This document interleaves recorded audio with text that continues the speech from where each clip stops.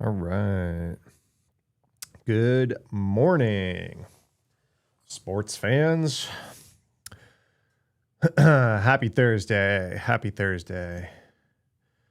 You guys, I've been doing these normal Tuesday, Thursday morning streams, sometimes throwing in some bonus streams on Wednesday. Instead of streaming yesterday, I got to sit at my house for roughly 12 hours babysitting contractors, just parade of contractors, just having a lot of work done. And so that was fun. I would have rathered hang out with you guys is I guess the point that I'm making. How's everyone doing today? We've got stuff to talk about. I'm sure everyone is shocked that we have stuff to talk about, but we have stuff to talk about. Just to try to figure out first. Jay, thanks for the support, but not too much support. Appreciate you being here. Sunp, happy Thursday. You're moving. First time you're getting to listen. Hey, well, welcome. Thanks for being here. If this is your first time, I do twice a week. I've been doing twice a week since the new year. I think I missed one Tuesday so far because I was on the road. But Tuesday, Thursday, and then chat, by popular demand, chat asked for a dedicated AI stream one Wednesday. So we did that a few times too, where we left the security stuff. I mean, how much can I actually leave the security stuff at the side? That's really all I talk about. But we did a dedicated AI stream. So we'll throw those in every now and then. And I've also been known to throw in some gaming streams at night. If you guys know Jason Haddix, he's a buddy. And occasionally we've done some gaming streams where we'll answer questions about security stuff. Jason's kind of a legendary hacker in the space. He's like stayed hands-on hacking. We've been around about as long as each other. We both have been CISOs and stuff, but he stays a hacking more than I do for sure. And so we'll answer questions. I think we dropped some streams when Helldivers 2 came out. We were streaming. When Diablo 4 came out, we were streaming. When Pal World came out, we were streaming that. So yeah, just make sure you follow and do all the notification stuff for those random ones. Morning. Welcome. Did you guys see, kind of funny, so there's this guy that does kind of a parody Twitter account, and he does these like narrative parody stuff. Let me find what I'm talking about. He kind of does these stories like, oh, it's me, the guy that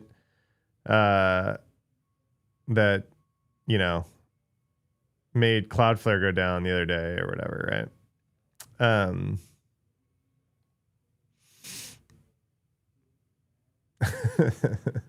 Here we go.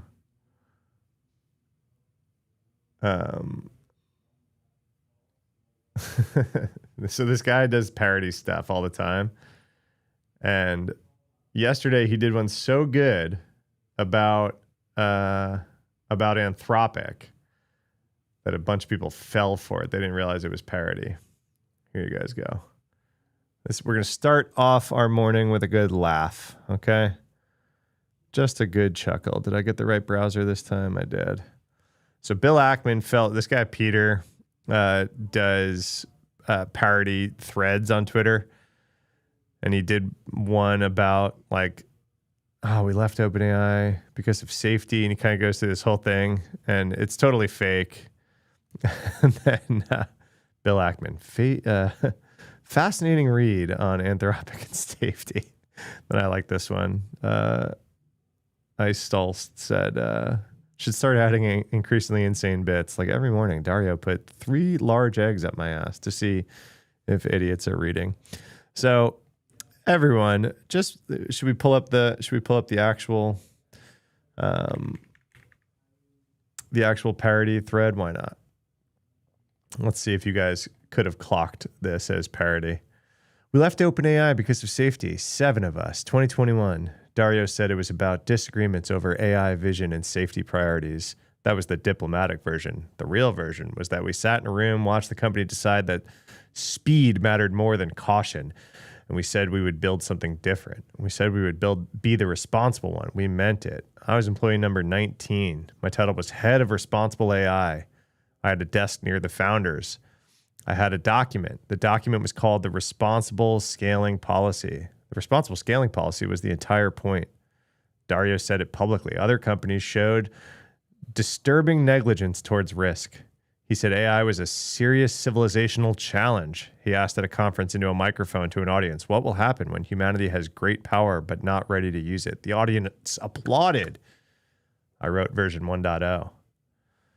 I mean, it's pretty obvious parody, but maybe because I already know this guy's account. The EU cited us. The White House invited us. A reporter called it the gold standard for its responsible AI development. I wrote version 2.0. Concrete if-then commitments. People nodded. The nodding was the product. You see the news about the Pentagon going after Anthropic? Yeah, this is related, right? This is related. I think that's what spurred this this parody. Right? We spent 2.5 years building the safety framework that was published a document saying the highest safety levels can't be addressed. I did not frame this article for the kitchen. The less wrong community noticed. They always notice. They wrote we had weakened our pausing promises.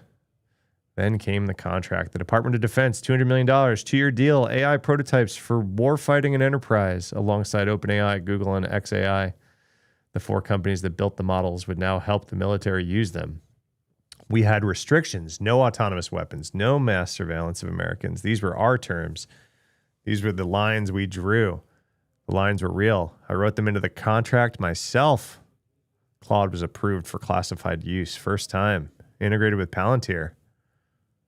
In January, Claude assisted in operation in Venezuela. The restrictions held. Technically, no autonomous weapons were deployed. Then came the ultimatum. Guys, just remember I'm reading parody. If you just came in, this is a parody. It's just spurred by this. The threat of contract termination, supply chain risk designation. The second threat, the Defense Production Act. So if you guys don't know the news story behind this, basically, Secretary Hegseth has claimed that he can basically seize Claude to be able to use it because it is important to national security. Anthropic is trying to say, like, hey, we have terms of use that you cannot use it in certain ways, right? No autonomous weapons use, all this other stuff. And they're going on and saying, we're going to call you a supply chain risk so no one can use you. Actually, we're going to go ahead and seize you to be able to use whether you like it or not. Hegseth is threatening to invoke this for Claude. I don't know why I'm continuing to read the parody as the news source, but we're gonna do it. I wrote the responsible scaling policy. A Korean War law may be used to unmake it. xAI agreed to classified use without restrictions. Of course they did. They said yes immediately. OpenAI accepted similar contracts. Google accepted. We were the last ones holding out. Hegseth's January memorandum said all DoD AI contracts must incorporate any lawful use language. Supply chain risk. We are the supply chain now. Dario said 2 weeks ago, the tension between survival and mission. Tension. Tension's a word you use when you've already decided which one loses. Oh my gosh. The company has been given until Friday to remove the safety. A Korean War statute will make it happen if we don't. The responsible scaling policy on version 3.0, version 1.0 said we would pause. 2 said we would commit. 3 says the hard part's someone else's problem. There will be a version 4. I am the head of responsible AI. The word responsible is my title. It's not in the contract. I mean, this is total. He went viral. This is fake. And then Bill Ackman fell for it, right? AI slop, use your own words or Mac. Slop doesn't get community notes. It gets scrolled past. I mean, people are like angry at this guy. This is like all this guy does. Like his entire account is like fake stories. I'm the House Ethics Committee. I'm the this. I'm the buy box. Like, yeah, this guy is just parody. Morning Nut Grind, morning Roman. What do you guys think about this one? Are we team Anthropic? Are we team anybody in this situation? You know?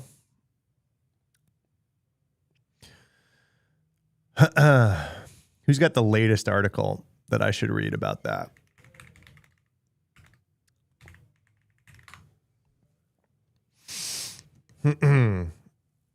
Your team safety. All right. So I think Axios has had the latest from what I've seen. And they're usually good at like keeping it short, right? So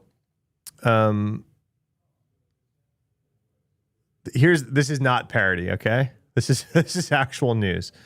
Pentagon has asked two major defense contractors on Wednesday to provide an assessment of their reliance on Anthropic's model Claude. So here's the deal, right? Hegseth came out, says, hey, Anthropic, comply with the contract or we're going to label you a supply chain risk and you're going to lose all of the DoD contracts that you currently have. Anthropic held strong, okay? Then Hegseth apparently was like, wait, never mind. We actually need you. Claude is actually the best at what it does. None of the other models that will just comply with everything that we asked are as good. And so instead, we're going to threaten this, like, we're going to just seize the mean. We're going to do business with you whether you like it or not, which is just insane precedent, right? Literally a law that's was only used in like vaccines and baby formula, you know? Pretty conflicted about accounts like this. Normal times, sure, parody's fine. Yeah, Walrus, I'm also not a huge fan of that parody account. They also were cheering with Trump gifs in reply to the I used to follow him. He works for a security company and he used to just do security parody stuff. Now he's kind of doing everything because he's going viral left and right. He's got his formula and he just goes viral. And so I unfollowed him. He was like cheering on the Trump Venezuela stuff. So I don't really mess with that. So love the parody. We were just joking about the DEF CON groups, AI building team mercenaries, human mercenaries. Yeah. Yeah. No hate if you like the parody. I think that guy puts out funny stuff every now and then. I lost patience for the account on the whole. Bill, what's up? Good morning. You sent a LinkedIn post. Cool. Feel like more like cogs in the right wing gift machine for sure. For sure. Bootlicker. Who's a bootlicker? Me, who just said I don't stand with the boots. I hope you don't mean me. I quite literally was like, hey, here's an anti-boot thing. Opinion of mine. Not you. Okay. Yeah. Just got to be clear. I got trolls in here, man. Military kidnap. Yeah. I mean, kind of wild, right? Whatever. So this one, using it as, okay, the penalty is usually reserved for companies from adversarial countries such as Chinese tech giant Huawei, right? This is like a designation that Pentagon can label Anthropic a supply chain risk in the same bucket as Huawei, right? First time chatter, long time viewer. Well, thanks. Hey, we stan our lurkers here. I usually have about a dozen lurkers and like a handful of chatters. So we stan lurkers. You guys are good. Did you guys see Candace Owens had like 200,000 people in her stream today and there was like very little chat activity. So she's like just straight botting. That's kind of nuts. At that scale, it's insane. Dead internet theory is strong. Using it to punish a leading American tech firm, particularly one with military on which the military itself is currently reliant would be unprecedented. The Pentagon reached out to Boeing, Lockheed Martin on Wednesday to ask about their exposure to Anthropic. So basically saying, hey, if we go ahead and do this, pull this lever that we just said, we just pulled out like this big fucking threat against Anthropic. Oh, wait, should we ask? This is like the, wait. This is like a meme, right? Oh my gosh, what did I just do? Hold on. You guys know what I'm about to pull up, right?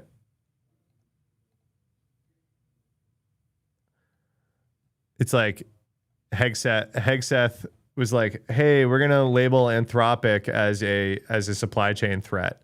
It's like, is there someone you forgot to ask? And it's Lockheed Martin and Boeing. Like, yeah. Oh, did you forget to ask who actually pays the bills around here about their exposure to Anthropic? Saying, okay, if we follow through with this threat, how bad do we fuck you, Lockheed Martin?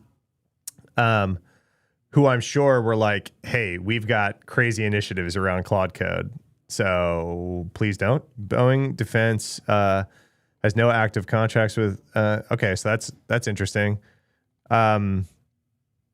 What? You know what I mean? Like, what? Not to be too much of a fanboy, but if you don't, if you're a company that isn't at least testing Claude Code right now, what? Especially a company that big. Do you know how many people fucking work for Boeing? All right, Boeing is that we sought their partnership in the past and ultimately could not come to an agreement. They were somewhat reluctant to work for the defense industry. Okay, that's fair. Maybe they were trying to, and Anthropic was like, nah. South Park does a great walk the line, wobble around it. Yeah, big South Park fan for sure.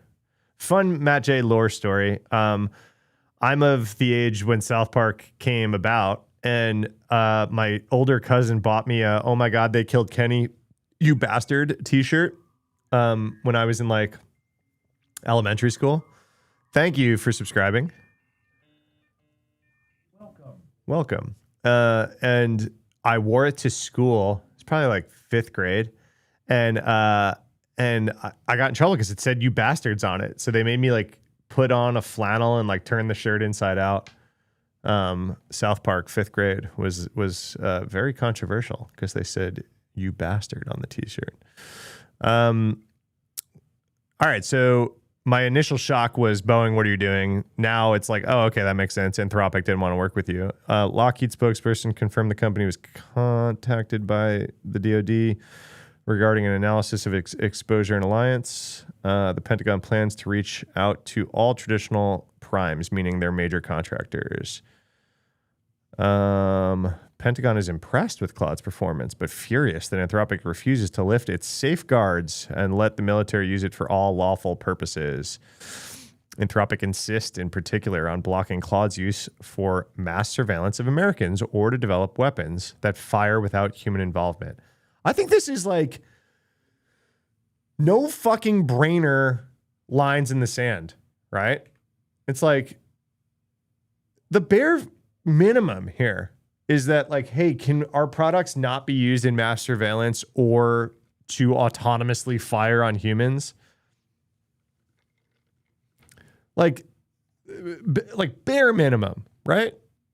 Like bare minimum is like, we would like to not be involved in war crimes, and we would not like to not be involved in like the mass degradation of constitutional rights. Sorry if you guys are not in the US and I'm sitting here talking about this, but not as bad as the Marilyn Manson shirt. Cause, oh yeah. Yeah. Columbine era. Marilyn Manson panic was in full swing. Pentagon insists it's unworkable to have clear individual use cases with Anthropic during a tense meeting on Tuesday. Hegseth gave Anthropic CEO a deadline to agree to the Pentagon's terms at 5:01 p.m. on Friday. After that, Hegseth warned the administration would either use the Defense Production Act to compel Anthropic to tailor its model to military needs or declare it a supply chain risk. So herein lies the bullshit, right? So what is it, dude? Is it such a good thing that you cannot live without it as a military of the US, right? It is so good. This tool is so good that you're going to invoke an act that's usually used for vaccines and baby formula to make sure that you can meet the needs for national security? Or is it a supply chain risk so that nobody in the government should use it because it's a risk? It's too big of a risk. How are you threatening both of these things at the same time with a straight face? Right? Am I not reading between, like, what am I missing besides this is just like a reality star turned bully who's just like throwing big fucking words around because like I'm picturing like a worm tongue from Lord of the Rings in Pete Hegseth's ear saying Defense Production Act of 1940, right? Or say supply chain risk. Your liege, say Defense Production Act of 1940. Right? Like Hegseth doesn't know what the hell this shit is, right? He's plucked right off of Fox News and stuck into this seat. He had never heard of this shit before, right? So there's some worm tongue in his ear going, just say Defense Production Act. And then they'll have to say 5:01 p.m. by Friday. Like what the, like, you know what I mean? I don't usually get too political on stream, but this is like absolute fucking bananas here, right? I could see this being a legitimate use of the law if the effort were in good faith and from a trustworthy sort. Neither of those are true at the present. I can see this being a legitimate use of the law if out of both sides of your mouth, you weren't like, this is necessary for the military. But if you don't comply, you're going to be deemed a supply chain risk and no one can use you. Which is it? And then, of course, Walrus, everything else that you just said, right, is like, you know, this guy's probably fucking drunk at the desk. Gosh, man, this is frustrating, right?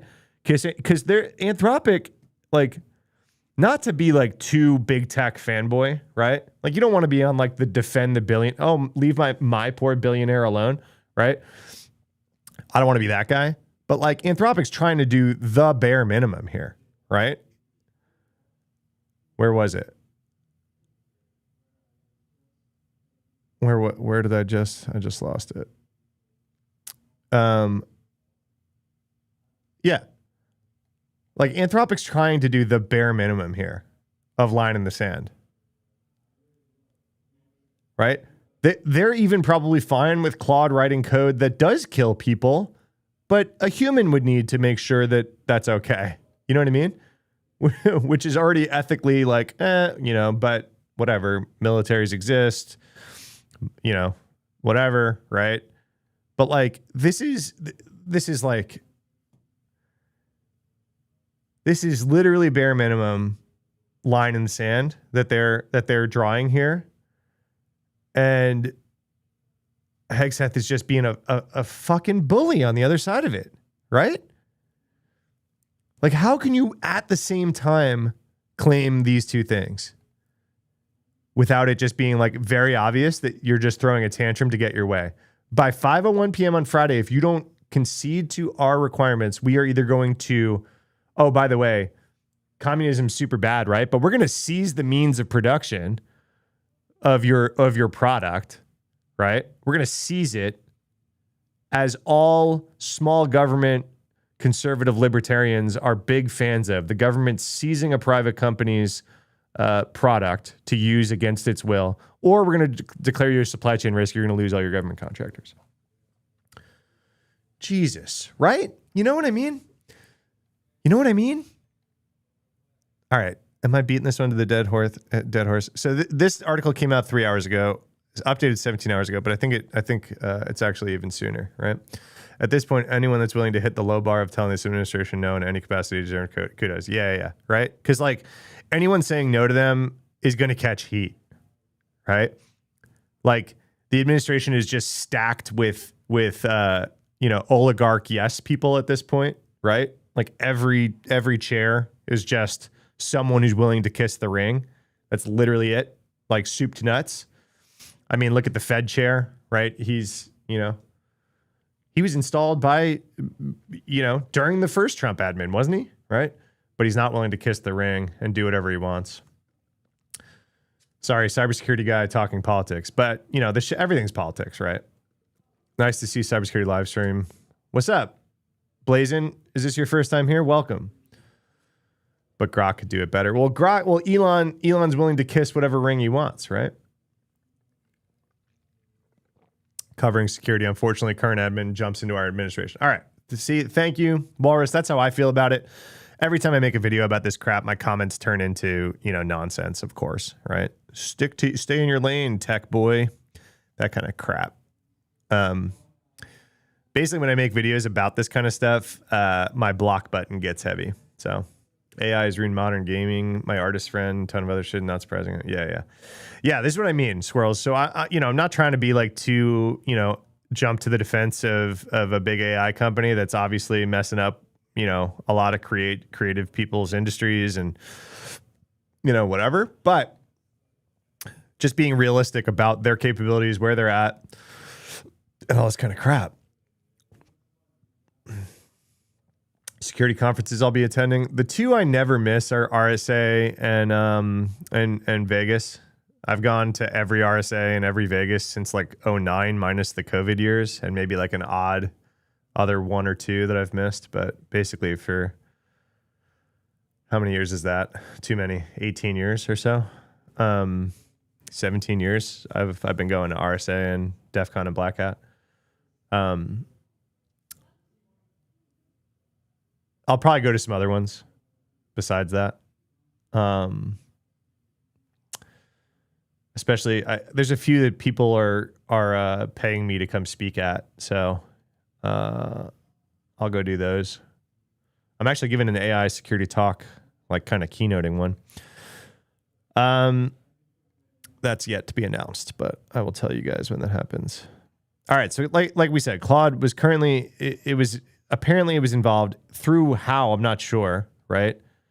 With this Venezuela operation. Do we know? Through Anthropic's partnership with Palantir. Okay. So like Palantir was used in this operation, and then Claude is kind of behind the scenes of Palantir, I guess. Right? What up, Kilobyte? Kilobyte, did you just find my TikTok? Or is someone else stealing your name on TikTok?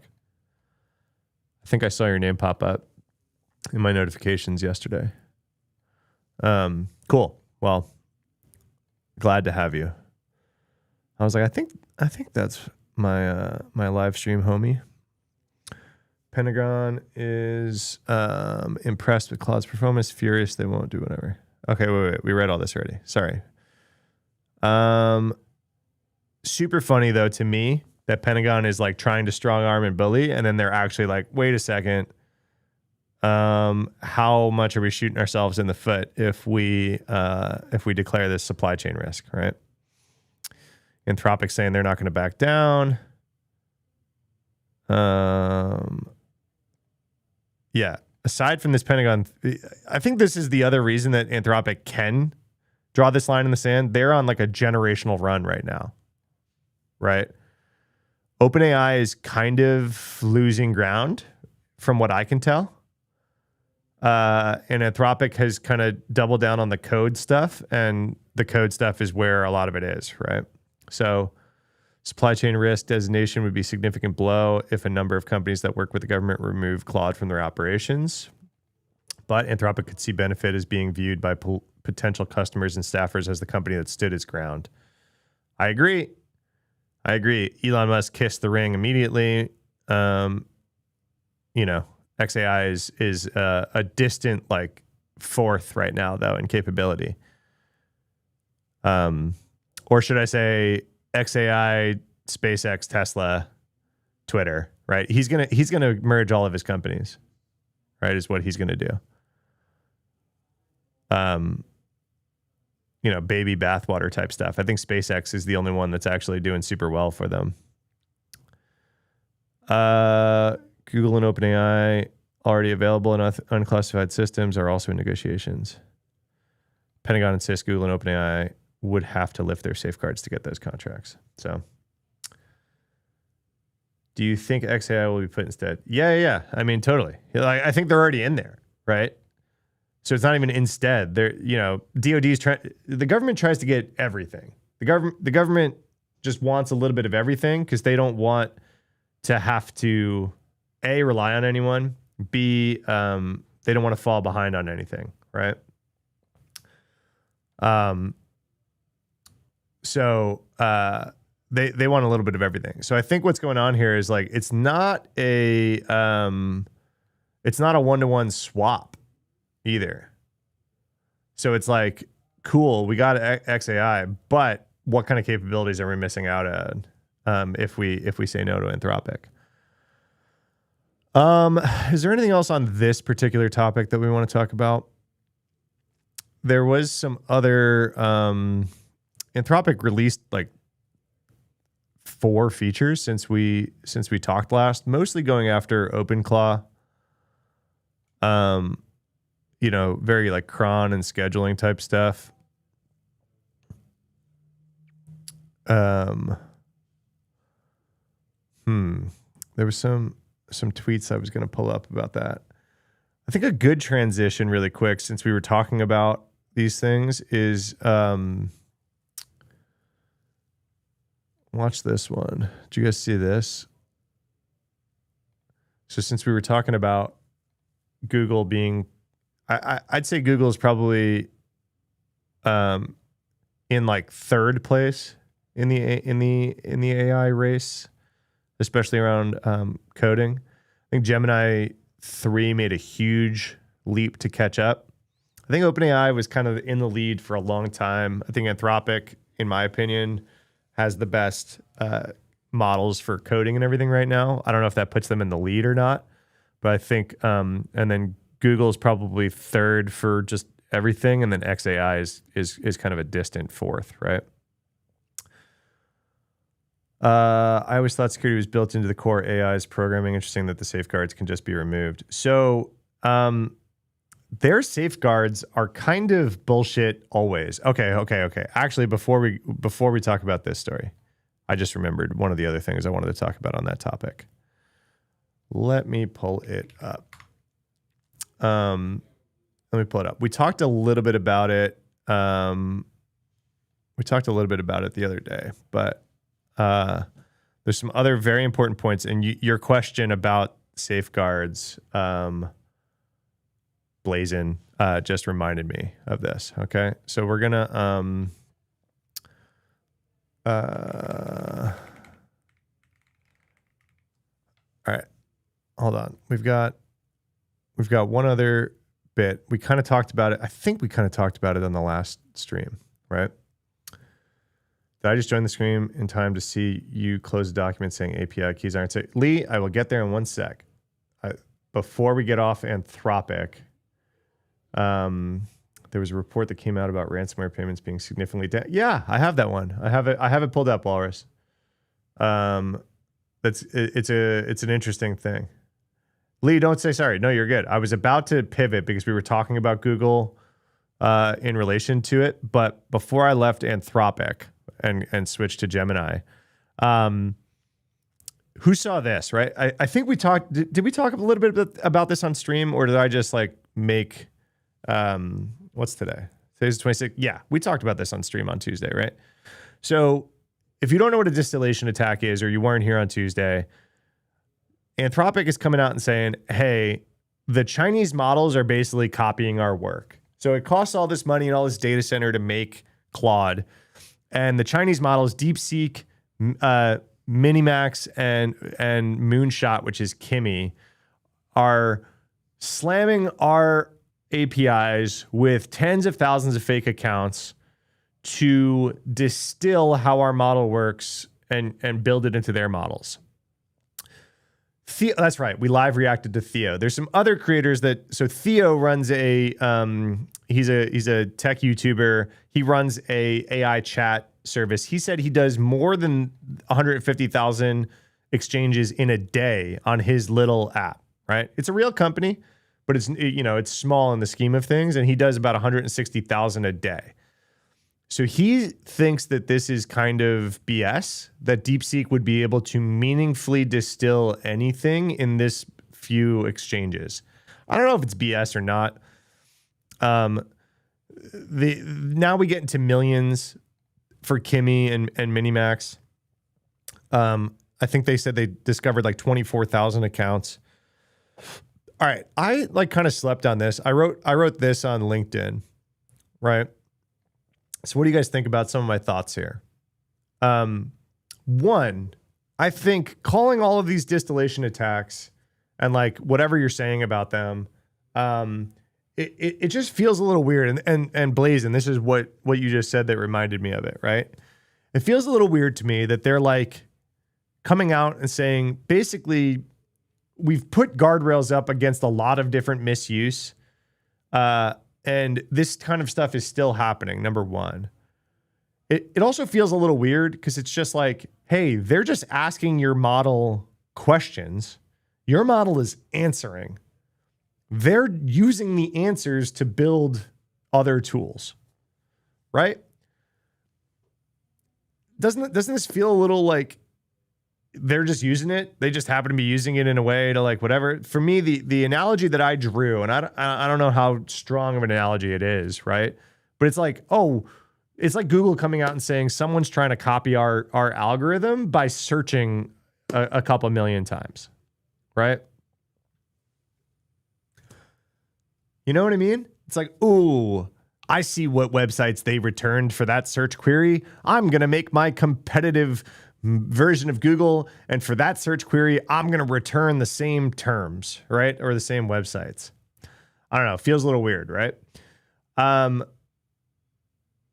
The third is kind of what Walrus just said in chat, right? My third point here is like, hey, all you LLM companies, this isn't like a point I beat on too often, right? I don't want to be like the super anti-AI guy. I use all these tools, but they scanned the whole internet for all this crap. They distilled a whole lot of shit that they didn't have permission to distill, right? Including books. There was a study that came out last week that some researchers got, I forget which model, to reproduce word for word 98 point something % accuracy a Harry Potter book, right? Like 98 point something % word for word. So this isn't like, oh, they were trained on the writing style of J.K. Rowling. It's like, no, the book is in there, right? So it's a little weird to me for them to be like, hey, don't copy us, right? Little ironic, whatever. This second bullet here is kind of what you were talking about, Blazin, right? Is like, and for some reason, all these frontier models seem to do this shit where they're like, Sam Altman does it all the time. If you go watch Sam Altman's speeches, he has this very somber, like, attitude towards LLMs. On one hand, he's like, we're going to cure cancer, right? Because he wants everyone, of course, it behooves him for everyone to think that they're going to cure cancer, right? But on the other hand, he very often is like, look how dangerous the thing we made is in the wrong hands. But it's like, it's a public tool. Anyone can make an account. What do you mean wrong hands? It's like, well, we have all these safety guardrails. But then these safety guardrails just keep getting bypassed. So Blazin, when you said, hey, I thought that these guardrails were like baked in the programming, it's like, yeah, but they're bypassed instantly all the time, right? There's a guy, Pliny, is it Pliny the Elder, which is a beer? There's a prompt injection guy. AI security, Pliny.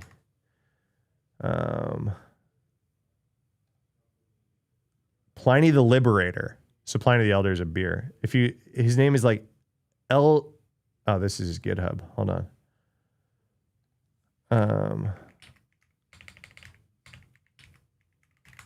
Let me find this guy's account.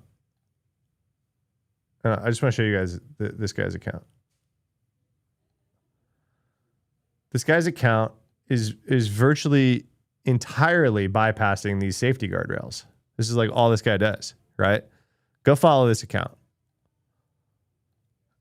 Elder Plinius, Pliny the Liberator, right?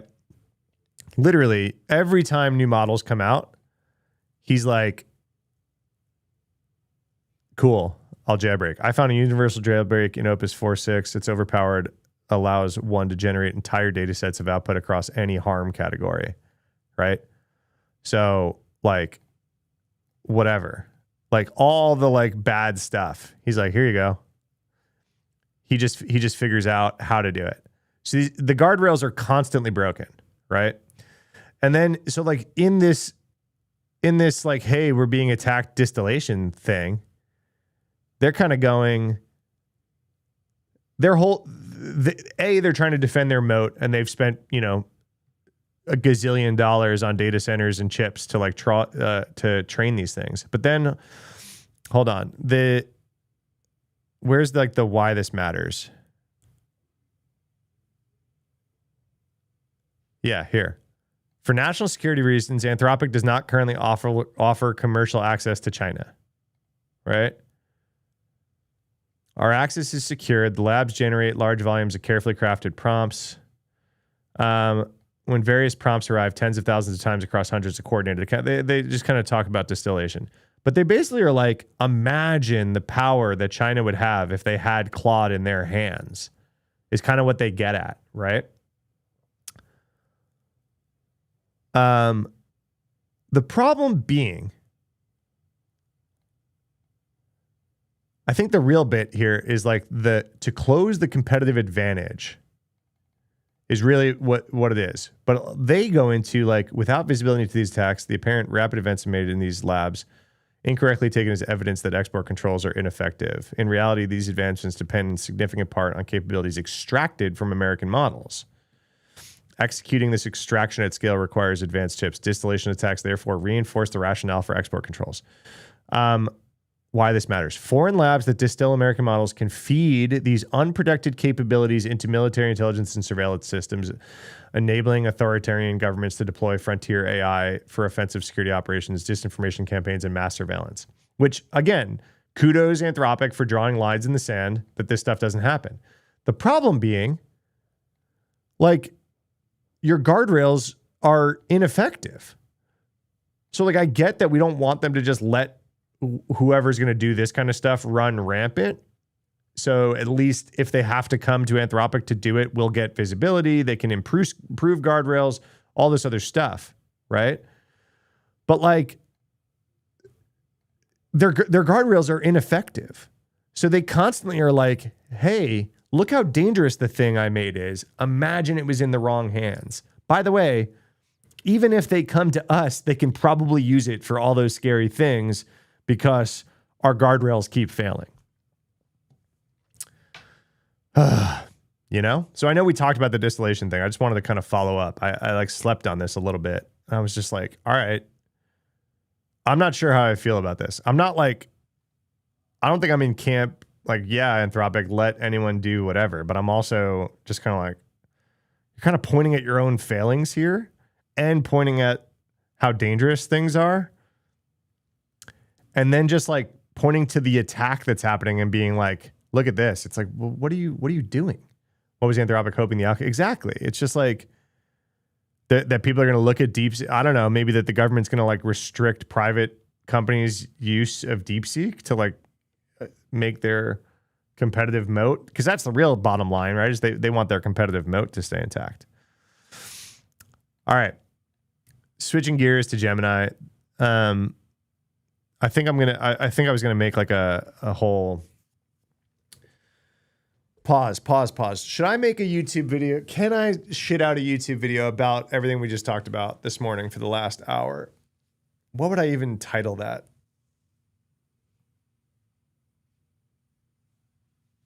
You know what I mean? Should I make a YouTube video? Or maybe I can just give that section of my live stream to my editor and see if they can chop it up into bits and like story tell. Yeah. I don't think I can really tell like a cohesive story that would tie to like a title on what we just went around, right? Because I kind of talked about a lot.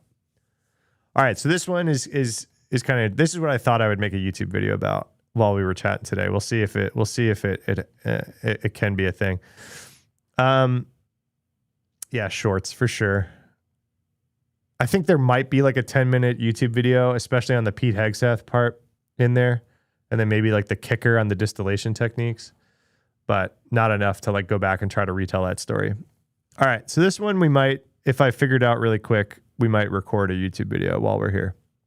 So the gist, Google has been long kind of telling people these Google API keys that you use to access like Maps and Firebase, which a ton of people do, that, hey, these are not secrets, right?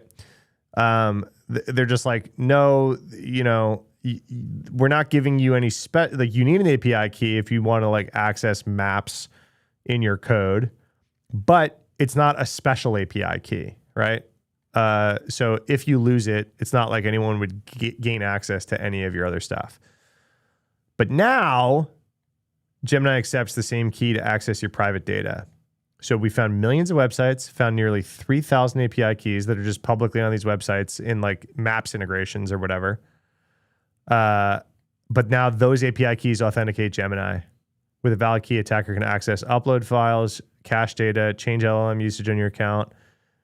Even Google themselves had old public API keys, which they thought were non-sensitive, which we could use to access Google's internal team's use of Gemini. How is this not headline news today, right? This is on Truffle. If you guys don't use Truffle, you should. I've used Truffle at 3 jobs of mine now. Truffle's an open source project that can help you find secrets that you push in code. They now have like a company that helps find secrets outside of code as well. So if you like someone's DMing API keys in like Slack or whatever, they'll flag that crap too. That's their enterprise product. This is not sponsored.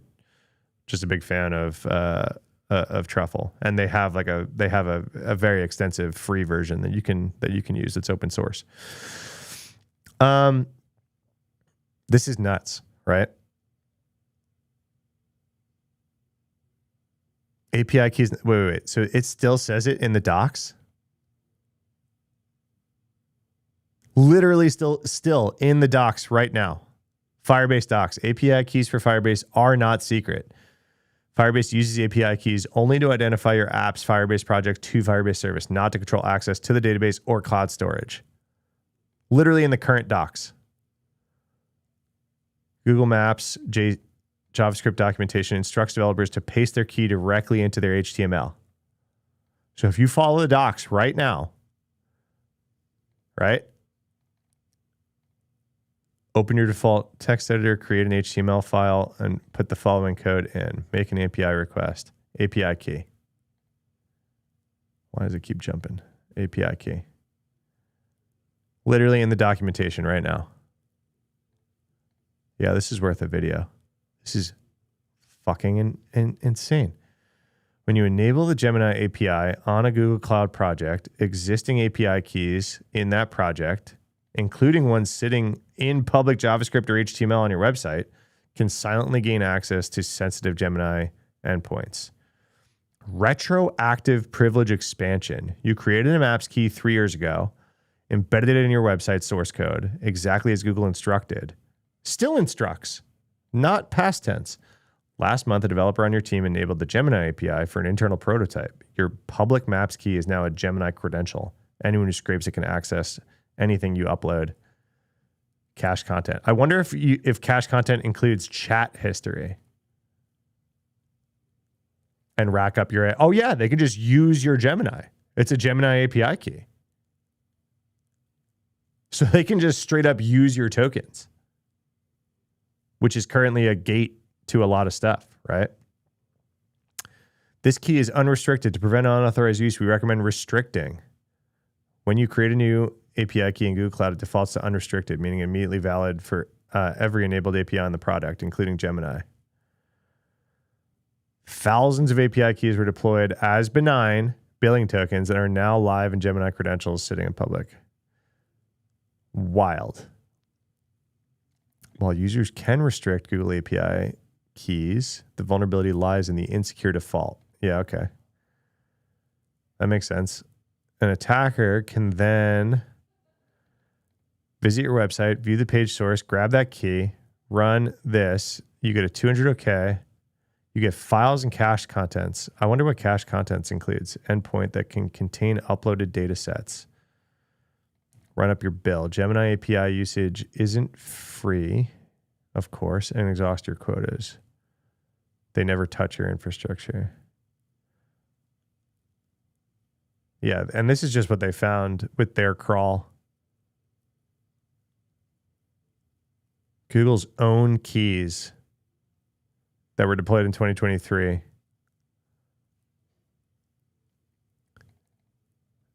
They're working on the issue, but disclosure window ended. So it's not even fixed. February 19th, disclosure window ended, and they published this yesterday. Wild. Wild, wild, wild, wild. Okay, so scope defaults is where they're headed. Leaked key blocking API keys that are discovered as leaked, and planning on proactively notifying people. What you should do right now: check every GCP project, navigate to APIs, and I'm literally going to have to do this. Like I've messed around with random GCP projects over the years, generated random API keys, I'm sure, for like little projects. So this was by design to give Gemini more access? No, it's like Gemini is new to this land, and all of a sudden, old API keys that by default were meant to be used cross services.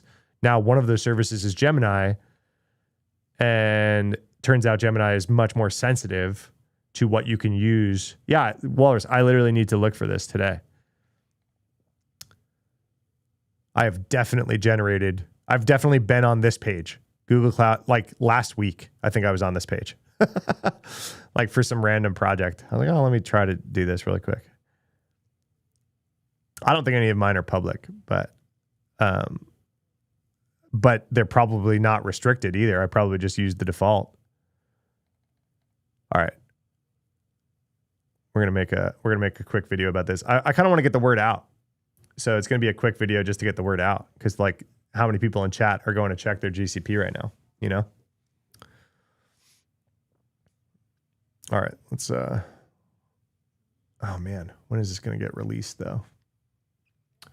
I'll do a short about it to get the word out, but then we'll do a long just because it's interesting.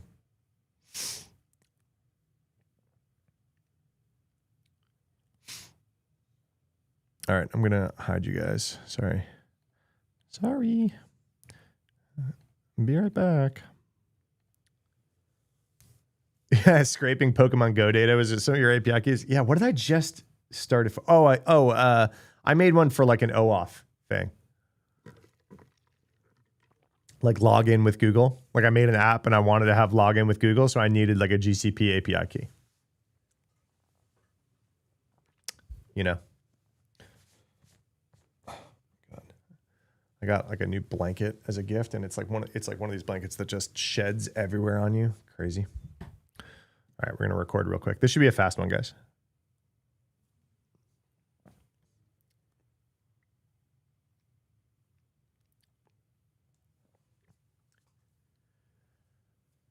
A bunch of developers are about to get a rude awakening where previously benign API keys that were generated following Google's documentation are now, because of Gemini, very sensitive information. This research put out by Truffle Security. If you don't check out Truffle, this isn't a sponsored video. They're just a cool tool. They help you find secrets in code and outside of code if you're publishing secrets everywhere. But the gist of it, they say Google spent over a decade telling developers that Google API keys, especially like those to integrate like Google Maps into your app or Firebase, are not secrets. I first read this, I was like, wait, what do you mean Firebase API keys are not secrets? We'll get to it. It's not the API key to like access the data.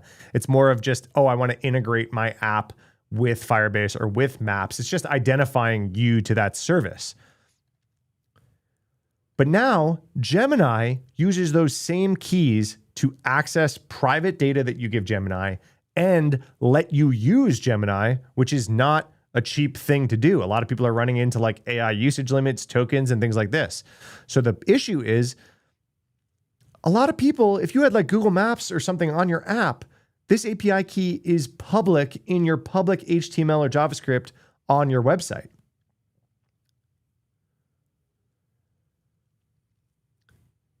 And not because people did something incorrect.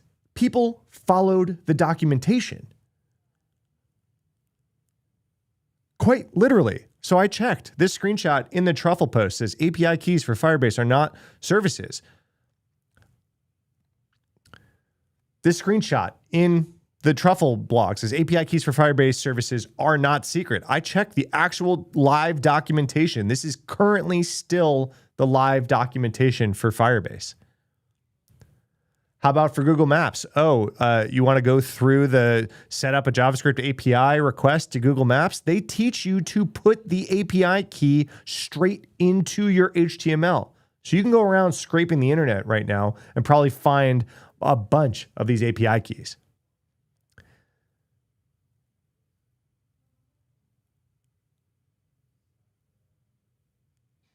But then guess what? If you now, in your Google GCP project land, enable Gemini for some part of your app, that same API key that is probably public on a lot of websites can be used not only to use your Gemini account, but can actually access saved data and cached content that is sent to your Gemini account.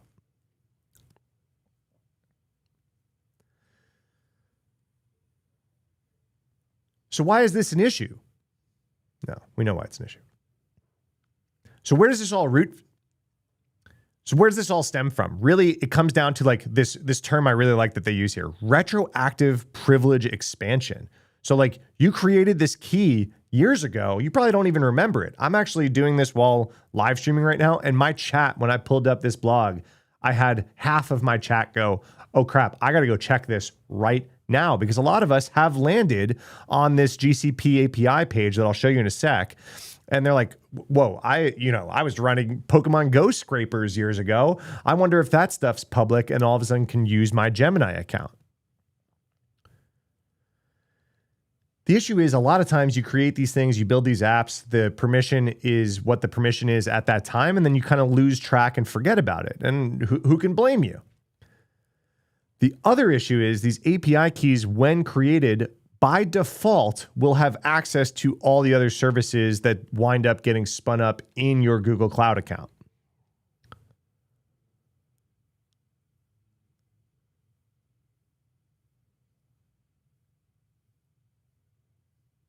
Spoiler alert, Truffle has been scanning the internet for this and so far has found thousands of these API keys public and gaining access to Gemini accounts.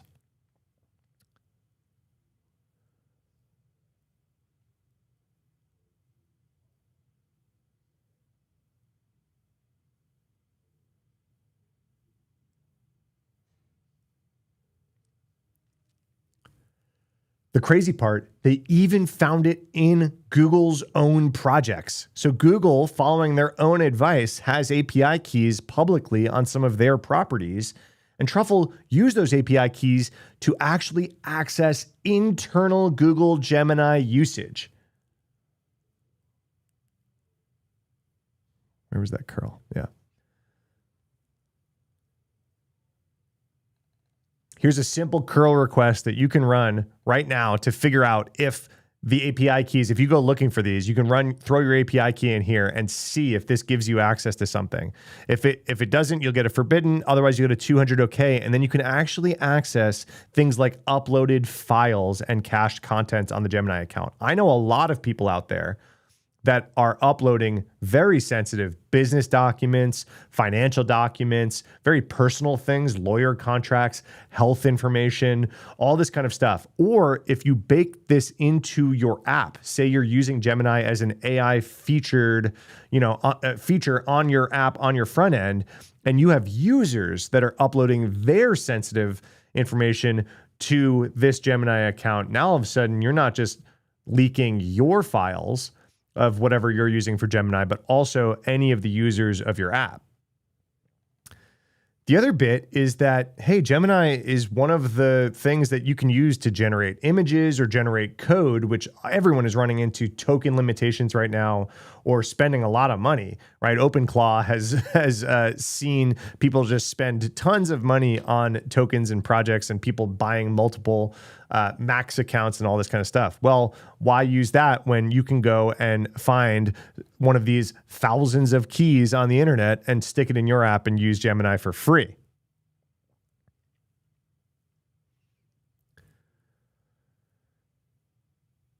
So Truffle has gone through, they found this back in November and disclosed it to Google's vulnerability disclosure program. They've been working back and forth with Google about it, but they are following Google's own standard here, which is a 90-day disclosure window.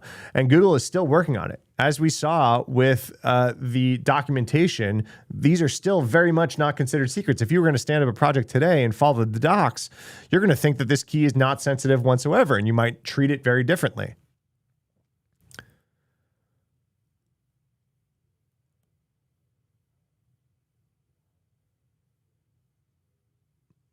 But here's where Google says they're going, and then we'll get to what you need to do today because they're not there yet. First of all, they're going to try to change the default behavior. So right now, if you generate the API key, it's going to default access to anything else that you do in your GCP project. The second thing that they're going to do is be a little bit more proactive around the keys that are being found by Truffle and whoever else is looking for these API keys on the internet. They're going to block them, ones that are discovered, and they're going to notify the people that we're leaking these keys somehow. They're going to notify these people, hey, by the way, that key that we told you to go ahead and put publicly on your website so you can have a nice little Google Maps integration on your website, you might want to pull that down, rotate it, and scope that key properly so it can only access Google Maps and not pivot and allow people access to your Gemini.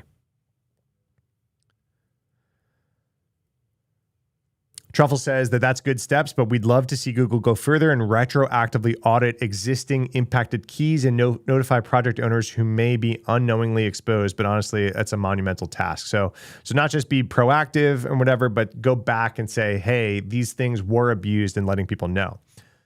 So what do you have to do right now? First of all, if this page even looks familiar to you, which I brought this up on chat and a bunch of people were like, oh crap, I have generated API keys on that page before.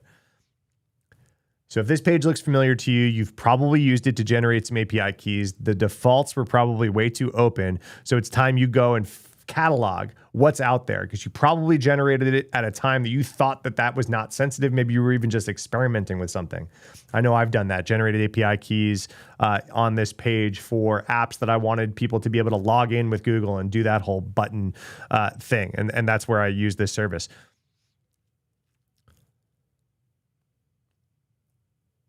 So number one, is this whole thing enabled, right? So go to the GCP console, navigate to APIs and services, enabled API and services, and look for generative language API. Do this for every project in your organization. So this dropdown that's like blocked out right here, if you click that, that'll be all your different projects. If it's not enabled, you're not affected by this specific issue.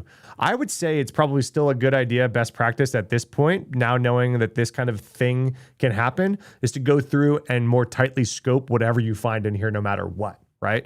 So even if you don't have Gemini enabled on all of these different projects, who knows what's going to come out in the future that you do have enabled. So you might as well go through and make sure the API keys are only scoped to what you think they're scoped to.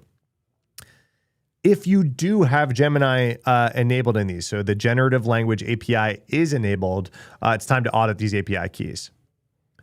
So once you're in here, you're going to go to this credentials menu like they show here. Check each API keys configuration. You're looking for two types of keys. Keys that have a warning icon, meaning they are set to unrestricted, which is the default, and keys that list the generative language API in their allowed services. Either configuration allows this key's access to Geminis. Literally, as I'm recording this, like I said, I'm live on YouTube and Twitch right now, and someone in my chat just said, this is way bigger. I have 2 clients who are exposed right now, thanking me for letting them know about this. So I'm trying to get the word out. Then it's time to verify that none of these keys are public. So cool, you have keys that would be impacted by this. Have they ever wound up on any public website or GitHub, right? If a key with Gemini access is embedded in client-side JavaScript. So clarifying, not a key that you thought had Gemini access, just any key that now we're seeing could be used to have Gemini access is embedded in client-side JavaScript, checked into a public repository or otherwise exposed on the internet, you have a problem.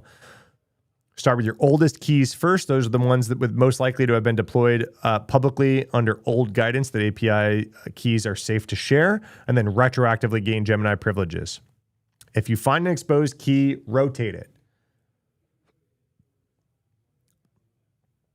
And then, I mean, Trufflehog shout for this research, so I'm going to let you get your kudos at the end here. Trufflehog has a free open source tool to scan for secrets, but they also have obviously enterprise stuff as well. Shout, kudos, Truffle. This should be bigger news. This is great research. Thanks for publishing it. Even followed the 90-day disclosure guidelines, and here we are still today. Are you like my chat live right now? Did you watch this video and then go find some API keys? Let me know. I'm literally going to stop recording and go audit my own footprint as we speak.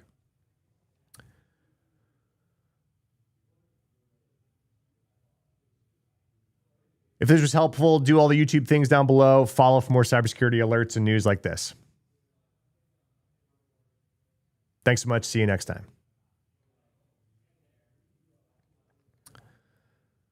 All right, we're recorded, and you guys are back. That was an easy, quick one, right? What were you guys saying? Big hole, Trufflehog will help you find legacy and junk to do. Yeah, Trufflehog's great. We forked Trufflehog at my last job and like wrote a whole bunch of like extensions on it that were specific to us. They were great. John effin Hammond is in the chat, everybody. All right. We're in the presence of actual YouTubers. Everyone behave. Actual skilled YouTuber alert.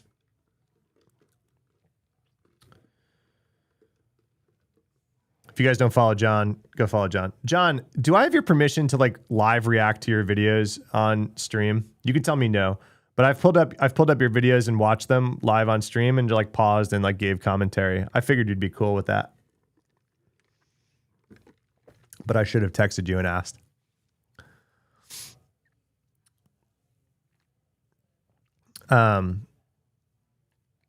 So if you guys don't know, there's a few of us content creators that actually work in cyber, like hands-on. Only a few of us. A lot of people talk about cyber and don't really have a lot of the hands-on experience. John has the hands-on experience. So John like reverses malware on YouTube. How many people can do that? It's basically you in like low level. You were lurking yesterday when you went through a video of mine. You were lurking while I was reacting to a video of you? That's freaking awkward, right? An API leak. Jerry, it's a potential API. It's a potential API key that previously or even currently, Google Docs say, don't worry, this isn't a sensitive key, but it actually is sensitive. So I wouldn't necessarily call it an API leak, but John, kind of awkward that you were in chat while I was reacting to a video of yours. That's kind of funny. Let me get that. Let me get that video up to Nord.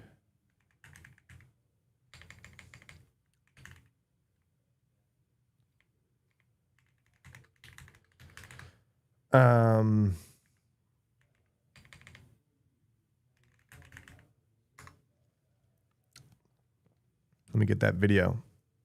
Not awkward at all. You loved it. No, more awkward for me, bro.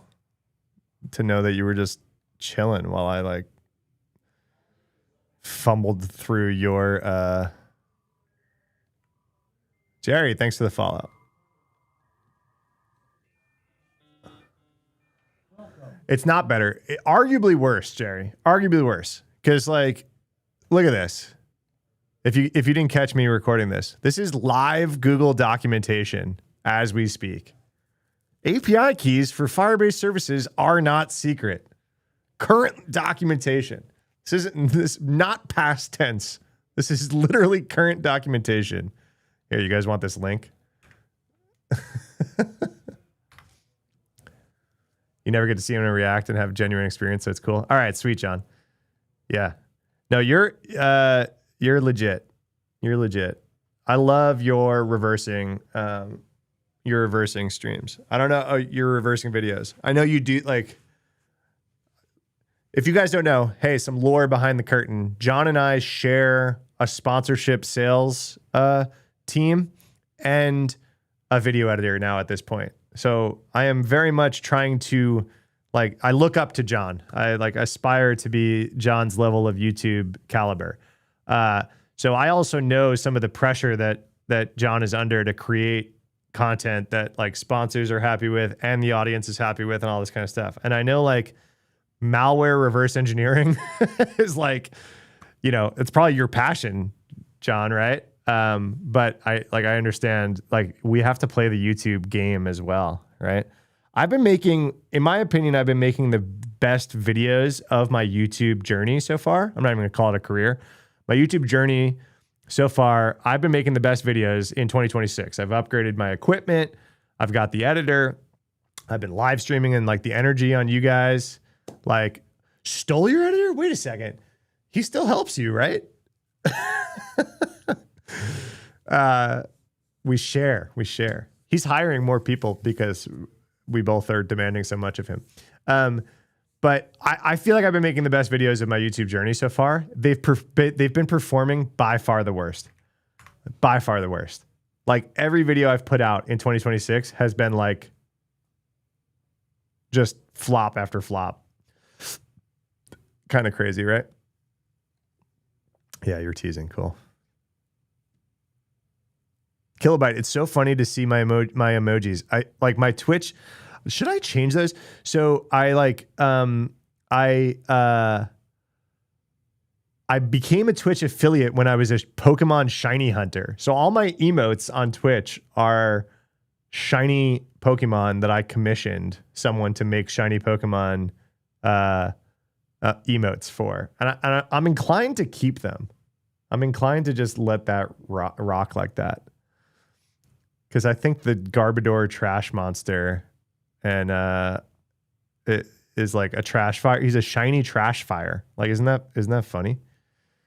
And then I just really like Rockruff and Dragapult are awesome.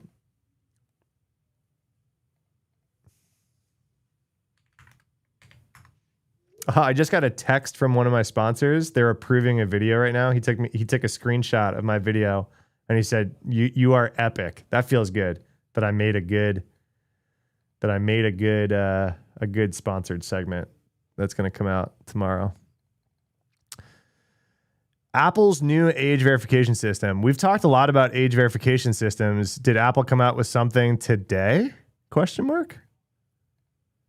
Shiny Trash Fire seems appropriate. What's up, JG Wentworth? My favorite Twitch username ever. The best emotes are the ones that mean something. Yeah, that's my thing. So my emotes are like, a couple of them are like my favorite shinies Pokemon, and then at the time, and then the Trash Fire was just like my dumpster fire one. And I was like, there's a Pokemon called Garbodor that it's just a pile of trash. And I was like, cool, we're gonna make a shiny trash pile. Apple age verification yesterday has news, huh? Let's pull this up. We've talked a lot about the Discord stuff. I'm actually not like, a lot of people have jumped on hating a lot of the ID verification tools. I'm not going to go that far, because when you get hired at a company, it makes a lot of sense that company needs to verify your identity, even in like weird government database kind of ways, right? That's my opinion, especially with the North Korean stuff going on right now. If you get hired at a company, you got to show them your passport. You got to show up in person. You got to do the I-9 thing. If they want to run my face through some database and make sure that they're not hiring a North Korean spy, I think that companies should be allowed to do that for their employees. So the ID companies existing, I think, makes sense, right? I think right now we're all hating on them because I don't think that they necessarily should be used to gate every freaking website on the internet. I don't think you should have to identify yourself to the same level of you got hired at a job at a publicly traded financial institution as the same. I got to identify myself at the same level as I just want to go onto a Discord channel.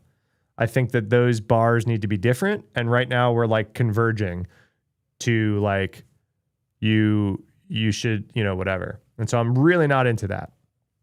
All right. So I haven't read this. Maybe I saw it, but what is this? So Apple launching new tools to comply with some of these laws, block the download of apps rated 18 plus, Brazil, Australia, Singapore. A lot of this is also social media, right? Australia banned social media for under 16. It's like, how do you do that, right? Who's responsible for it? Okay, hot take. Can I just use Mike from the corner though to to identify you? Sure. Hot take. I think the responsibility of age verification should be on the device provider. Is that spicy? I think when you buy a phone, that's the point in which it is a underage or overage device. And it is set up like you are giving this device to someone. This device that device is now in the possession of someone that's underage. The responsibility then no longer sits on every random website that you go to, or ISPs, or VPNs, or blah, blah, blah, blah, blah, blah, blah, blah, blah, blah, blah, right? I think if we're going to do this whole game, right, I think figuring out if someone is of age on the device is where their responsibility should lie. That being said, I don't think that this should require people to upload their government IDs or have AI scan their face or any of this other stuff, right? It's just like purchasing alcohol or whatever it is. If you're purchasing the device is being purchased by someone who's underage, and that could be fine, but that device needs to then have a different, settings, right? Parental, whatever. That's my opinion on if we're going to go down this thing. I do not want every website that I go to have to ask me for my government ID because they're going to fuck it up. They're going to lose it. And they shouldn't have to know who I am, right? Imagine this. You're a closeted queer person. You're a trans person. You're, you live in a country and you're anti that country's given regime, and you would like to express your rights of freedom of speech or whatever it is, or if you don't have those rights, you'd like to be able to express yourself without fear of repercussions on yourself. First of all. Second of all, if you're closeted or trans or whatever, the world is out to get you right now, and you would like to go seek community. And I think that you very much should be allowed to seek that community on the internet without having to identify yourself and tie it to a government ID, because we are quickly showing that a lot of countries' willingness to go full Handmaid's Tale is approaching. And why are we going to put these people in danger? Maybe it's the parents' responsibility. Sure. Parents' responsibility of parental controls on the device, right? So I think the device should be the thing. Are you on a device that is in underage mode? That gates what apps and stuff, everything from there on out, right? Trying to think how age ID info would be misused.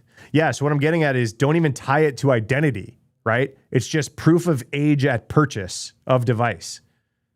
And then that's it. The device is now a underage person's device of anonymous identity, right? You see what I'm getting at? It's like you can't sell booze to minors. You can't sell an iPhone.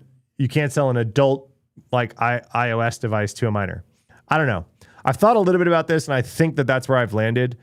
There might still be misuse stuff, but I definitely think that trying to put this responsibility on all of these websites is a fail, right?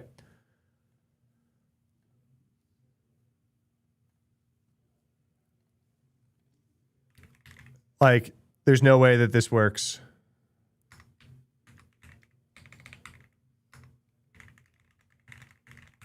There's no way this works if you're requiring every random freaking site to do whatever, right?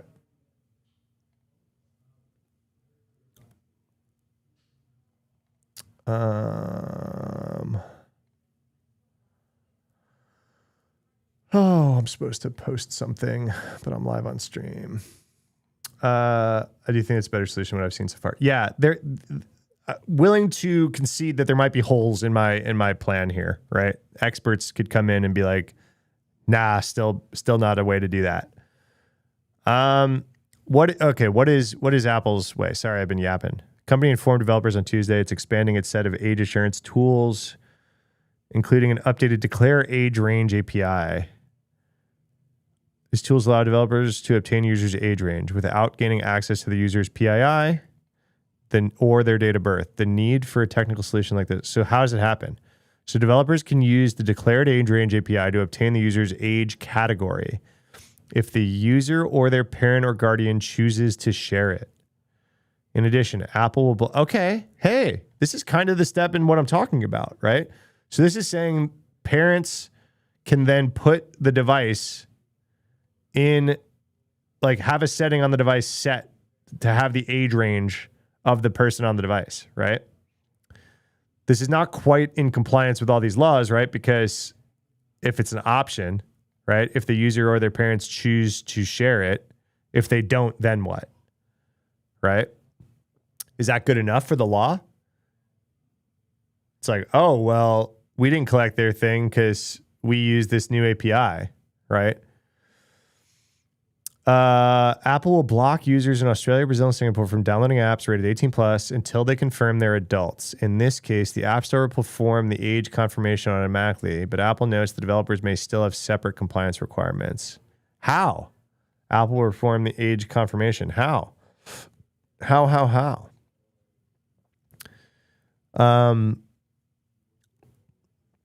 Yeah, loot boxes. I'm super anti-gambling and loot boxes. Like, we're getting kids addicted to a lot of this stuff, right? Not a big gambling fan, especially that the whole advertising ecosystem is turned into gambling. We're going to look at the gambling ads like we did cigarette ads, for sure. It's going to take us a few years. It's too much money to be made. The new signals are now available through declared age range API. The API will also let you know a specific parent or guardian's permission for a specific app.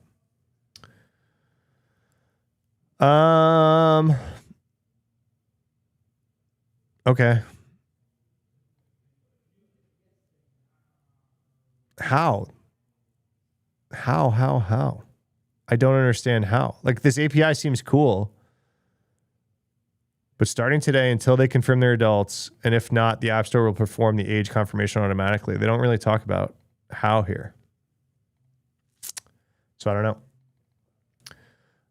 This is close to what I was going to suggest. Make it part of the OAuth profile. Log in with thing. Yeah. Right? Like, get it closer to the person, less the website or the app.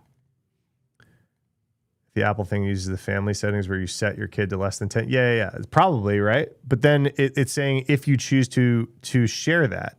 So if you don't, are we still in the same bowl of shit because the law says the app or the website needs to verify its user's age? You know?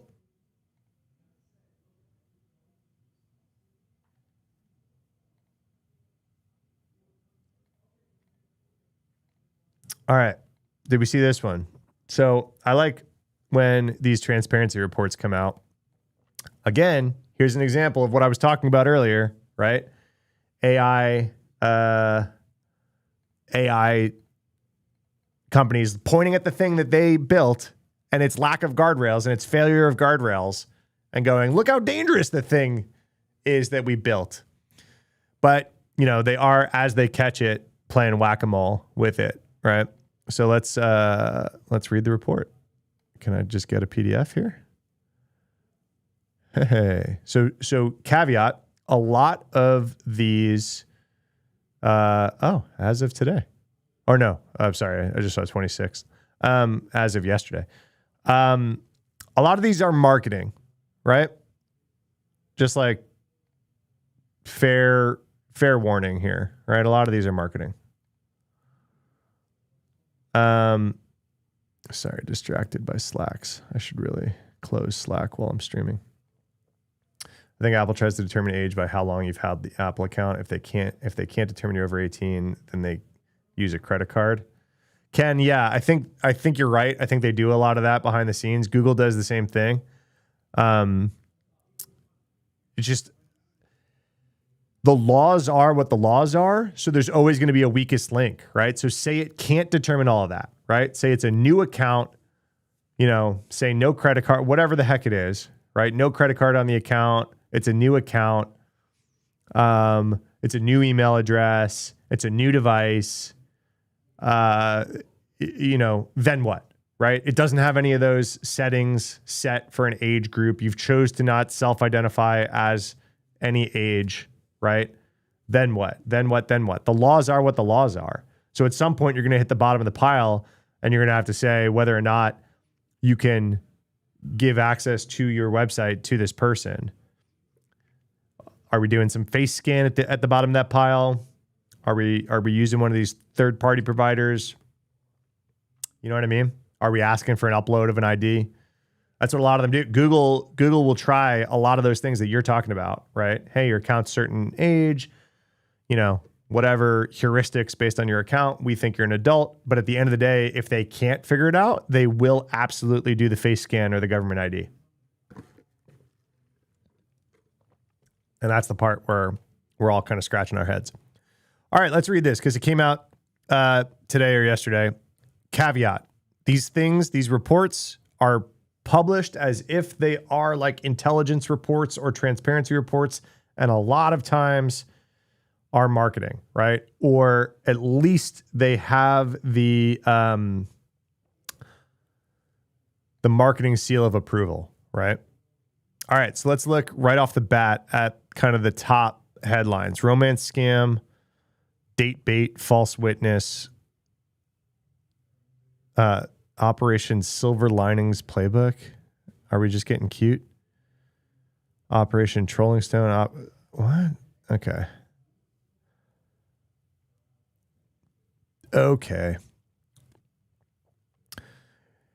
So again, they call these threat reports. A lot of times, they're not what we think of like threat reports, right? Anthropic is specifically pretty bad at this, where they put out these threat intelligence reports, and it's really like, look at all the scary shit that hackers can do with our awesome tool. And by the way, if you want to stop it, you should use our tool too to stop it because it's so awesome. So that's kind of stuff you got to watch out for in this, right? But it's still transparency report to some degree, right? I don't think that they're fully making it up. All right, so we have covert influence operations from China. We banned a ChatGPT account linked to an individual associated with Chinese law enforcement. The user's activity revealed a well-resourced, meticulously orchestrated strategy of covert influence operations against...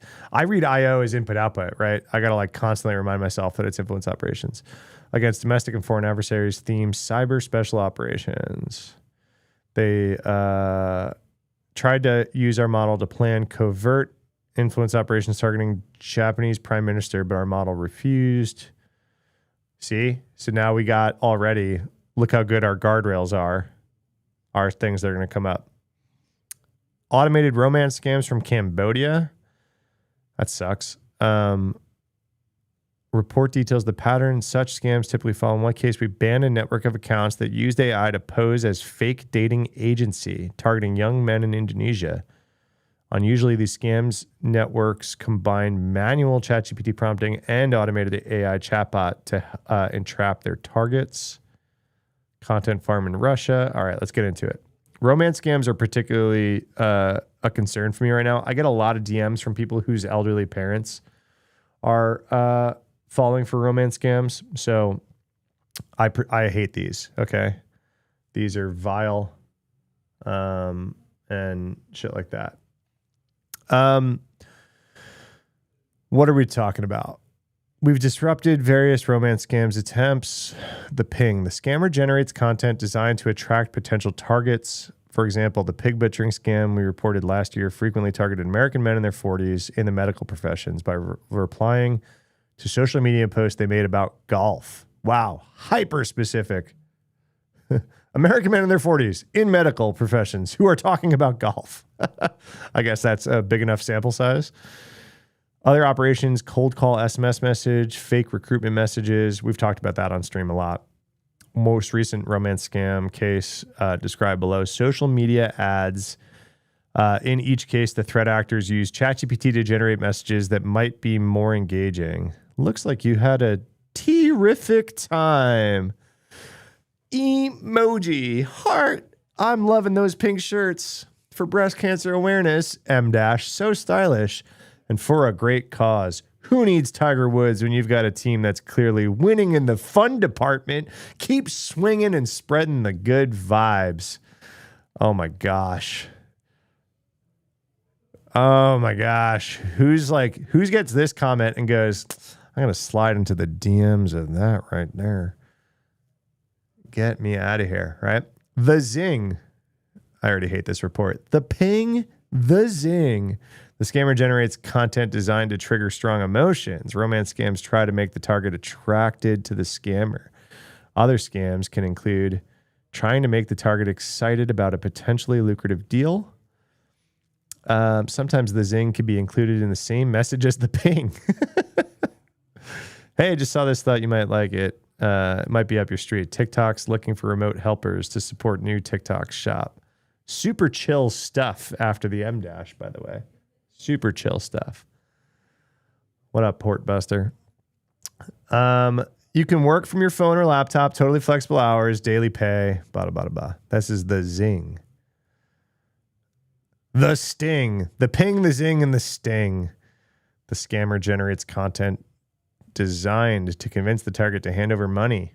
In order to help everyone better understand and correctly use cryptocurrency, we have launched the first customer benefits to complete VIP tasks. All you need to do is make the purchase of 20 pounds of Ethereum, then transfer the 20 pounds worth of cryptocurrency to the merchant, and the VIP task can begin. After completing the VIP task, you should make a profit of 20.6, 35 pounds. Pig butchering. We haven't gotten to the interviews. This is romance stuff. So this is a threat intel report, transparency report out of OpenAI of how scammers are using ChatGPT to generate these scams. Romance scams, pig butchering, stuff like that is kind of the start. They're just kind of going through the scams. Celebrity scams are the ones that, like, I've got a few friends who have DM'd me that their elderly moms have fallen for these celebrity romance. Like, they think that this, like, person from a soap opera that they watch is actually in love with them and texting them. And I've got one friend whose parent, before they found out what was going on, sent $60,000 over to this person. Another friend's parent sent $30,000. These are like retirement savings of these people, right? So this is like real scum of the earth kind of shit. I hate this stuff, right? It, like, if I personally have friends that have lost like 6 figures combined worth of money, their retirement savings to these scams, that's just nuts, right?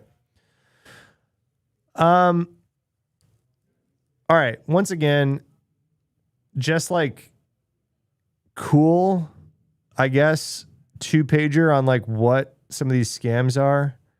Not a whole lot of how ChatGPT is making a dent here, except generating these text for people. Scams in the pre-AI era are notorious for having used email and phone calls, or even in the 19th century, letters and telegrams. So they're saying they're moving to more SMS now because of it. I mean, I guess this is good information about like what kind of scams they're seeing. Not a whole lot of transparency about ChatGPT's involvement in this, right? We've banned a cluster of ChatGPT accounts and one API customer. And one API customer? We get a whole section of this PDF for one API customer? For this semi-automated romance scam? Guys, I think that this is way more widespread than one API customer, right? This leads me to believe we're either not getting as much transparency out of this report as we think we are, or they are not good at the game of whack-a-mole as I think they should be. All right, here, what's the ping, the zing, and the sting of this one? Do we like that terminology or do I hate it? I can't tell. Top of funnel. Use ChatGPT accounts to generate promotional texts for high-end dating and escort services. Club Romantis. Was this OpenAI snooping in these chats because of the smell? Yeah, it's not really snooping, right? OpenAI just can see everything you use on their website. It's not really snooping. It's not end-to-end encrypted. They just can see how you use it. They can do all sorts of like intelligence on how people are using ChatGPT. So I guess, yeah, you can call it them snooping. It's just like, whatever. Yeah, Walrus, I think that's where I'm at. I'm cringing, but it's catchy, I guess. The ping, the zing, and the sting. I've never heard that before. It sounds like something ChatGPT would make up if you asked it to write this, doesn't it? All right, so they use ChatGPT to generate ads for this shit. Club Romantis. They included GPT generated this logo. It's not a bad little logo. The ads included links to an AI chatbot instructed to pose as a flirtatious receptionist. Receptionist asked the targets to choose from a menu of types of women in relationships before directing them to Telegram. The zing. Oh, yeah, there's the zing. Perfectly real looking girl there in her photo studio with off-centered neon light letters. Once on Telegram, the operation blended human operators using ChatGPT with API-powered automation. Receptionist personas continued the conversation using increasingly romantic and sexually explicit language, then offered targets to join online dating platforms called Love Code or Sex Action. The platform showed profiles of purported available girls. Local girls near you are now powered by AI, by the way. This is just local signals, hot moms down the street within 1 mile of you. Ads are now in the AI age. We knew every industry was going to get disrupted by AI. So, of course, local moms near me got disrupted as well. The platform showed profiles of purported available girls and a feed of AI-generated announcements congratulating fictitious clients for completing missions, unlocking bonuses, and winning prizes. So we have like a local moms near me AI-powered casino. That's what's going on. Geez, it's just like, how can we stack as much dopamine receptor hacks into one scam as possible, right? It's like money, prizes, missions, achievement, new achievement. If you guys have listened to Dungeon Crawler Carl, I'm obsessed. I got his autograph. Do I have it in my office yet? I got his autograph the other night. We're just stacking dopamine receptors, right? New achievement. Available girl near you is going to love that you completed this mission on our Telegram. We need to make Futurama 50s themed Don't Date Robots infomercial. Oh, we should pull that up. After building trust, the receptionist persona handed the conversation over to a mentor who used ChatGPT to generate and translate emotionally manipulative messages, pressuring targets to complete sequences of tasks. Oh my gosh. Each successful task required increasingly large payments via bank transfers and digital payment wallets, such as purchasing a VIP card, supporting a chosen girl in a competition, or paying a hotel deposit. Oh gosh. Guys. Oh, why is this stuff so successful? People on the inside of these things. Yeah, did you see that guy? Jim Browning does some good stuff, but did you see the Wired article of the whistleblower that escaped these scam centers in Cambodia? Some guy escaped, and he blew the whistle, and he's like really brave doing stuff with Wired. We talked about that on stream probably 2 weeks ago. It was a really good Wired article by Andy Greenberg talking about, he verified the identity of this guy that escaped this scam center. I mean, it's basically scam slavery, right? Like they are like held in these centers made to go through with these scams, and they've got like their family on the line. I mean, it's nasty stuff, right? Yeah, Walrus. Yep, totally. Punishing the workers, crime. Yeah, it's a total crime syndicate just running these scams. But it's. I mean, duh. It's very successful, right? Multi-billion-dollar industry. You know, that's like real American money. Never mind Cambodian money. This stuff is nuts. All right, this section gets a little bit more of a stamp of approval from me. We do get a little bit more info about how ChatGPT was used, API, logo generation, flirty receptionist persona. Cool. Thanks for letting us know, GPT or OpenAI. In addition to the Roman scam, the operation also used our models to assist them in their day-to-day business operations. This included asking ChatGPT for guidance on how to complete technical tasks. Oh, that's so funny. They're just like us, for real. The scammers are just like you and me. They need to ask help desk questions. Oh, did you say Next.js interviews? I had it queued up, Portbuster. I had it queued up. I have a whole video on North Korea cooking both sides of the job market. Already on my page. So this is a topic near and dear to my heart for sure. What was this one? This is yesterday. I mean, they've been doing, this is hot. This is a hot threat actor thing right now, right? What was this one? So the attacker's goal is to retrieve RCE. Is it a malicious dependency? That's my guess. Microsoft Defender team says the attacker created fake web app projects built with Next.js, disguised them as coding projects during the interview. What was the malicious part? The script. Wait, when the target clones the repo, following the standard workflow, they just have a malicious script in it. It's not even a dependency. The ones that we were showing were at least a little sneakier, that the code, the malicious code wasn't in the actual project. It was in a dependency. Oh, also dependency and pre-run shit, all the above. They're just throwing everything at it. The other nasty, they do two other nasty things in interviews right now. Fake Zoom updates, like, hey, we can't hear you. We can't hear you. Like you're on an interview, you're stressed, you're trying to get a job, and they say you can't hear you. They're like, hey, we've been having trouble with Zoom. By the way, have you got the latest update? And they pass along either the update, which is malware, or they pass along like pre-saved ChatGPT chats about how to troubleshoot the issue, but it's all their stuff in ChatGPT to install a fake Zoom update. The other is extensions. So they'll do like Ethereum smart contract VS Code extensions. They're like, hey, you got to install this extension in order to do the interview. We're gonna use this. And if it's an Ethereum related extension, the developers usually have crypto wallets themselves, right? And they steal the crypto. So a VS Code task.json file with run-on folder open. Holy shit. So in a JSON, they have a folder open in VS Code and it does stuff. When the developer runs npm run dev, Trojanize assets, decodes a hidden URL, fetches loader.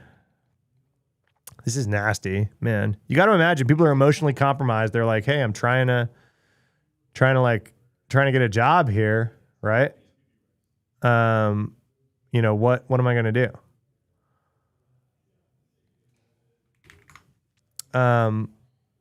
So of course people are falling for this. Good segue, Portbuster. I literally had that queued up to talk about because you go look on my page. I've got like two whole videos dedicated to the North Korean operation about this. I think one is called AI has ruined hiring or something like that. And the other one is more recent. And it talks about how North Korea is cooking both sides of the job market. Contagious interview. Yeah, that's what I went through. It wasn't this specific part of the campaign because this looks new, but I just went through that. All right. False witness, fake scam recovery service, impersonating law firms. Have you fallen for scam? Oh my gosh, guys. So they're scamming people. And then once you fall for a scam and you start looking for help to recover from the scam you just fell for, guess what? Scam. Have you ever been scammed online? We will help recover your funds. And this is just scam 2.0. Jeez, man, relentless. Relentless. Scammers attempt to gain the target's trust by generating comments. This sucks. Scammer attempts to extract money from the targets, requesting fees and deposits in advance of recovery. Damn. Yeah, IC3 Telegram account is a LMAO, right? This is the official Internet Crime Center. You can just message us you just DM me on Discord. Double tap scam. This sucks. This sucks. Where are these people out of? Do we know? We've identified some of these personas. Do we know what country these people are running this one out of? Cambodia. Just part of the Cambodia shit. That sucks, man. The operation used our models to support multiple parts of its workflow, such as generating the promotional content. So the ad generation, right? Subset of the scam accounts also used our models to create deceptive materials to bolster credibility. A bar membership card generated by OpenAI. Damn. Again, like, hey, OpenAI, your guardrails are being bypassed at an alarming rate, right? Should you be able to generate a bar association membership card? Should probably push back on that. Can't see a legitimate use. Well, isn't that special? Virtual targeting. What's this silver lining playbook? Likely China origin activity targeting U.S. personas. What is it? Doesn't this look like the same picture of the Know Before guy a little bit? Same haircut. Why is this called Silver Lining Playbook? Oh, because it's called Nimbus Hub Consulting.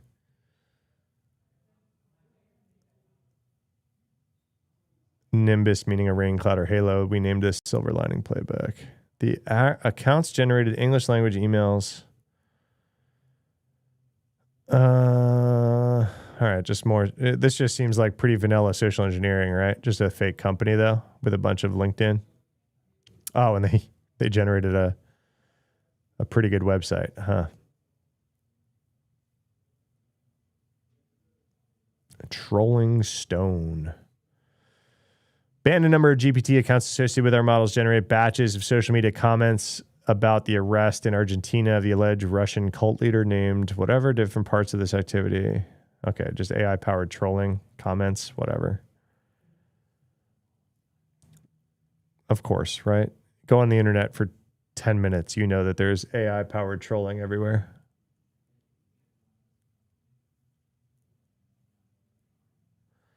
Fish food. A network on Telegram and X. Some of the accounts likely originated in Russia. Network generated content that was posted across the internet. Just Russian information ops. Farm. 6 tweets who text matched a batch of comments generated by the GPT accounts. So they correlated stuff that they see in their GPT usage straight to tweets and Telegram posts. Yeah, so they can just map it. They're like, oh, we see that in our logs, and then there it is in Telegram. All right. I mean, I think the rest of this is pretty like obvious, right? It's like non-English speakers in adversarial countries using ChatGPT to generate English content, right? Or even non-English content, it seems. All right. Like I said, they call these threat intel reports. This one's pretty good. This one's got a lot of examples and pictures and stuff like this. It's also just like, look at what ChatGPT can do, right? It's like, I'm glad you're looking for this and disabling these accounts, but why did your tool allow a lot of this to begin with is kind of my question. All right.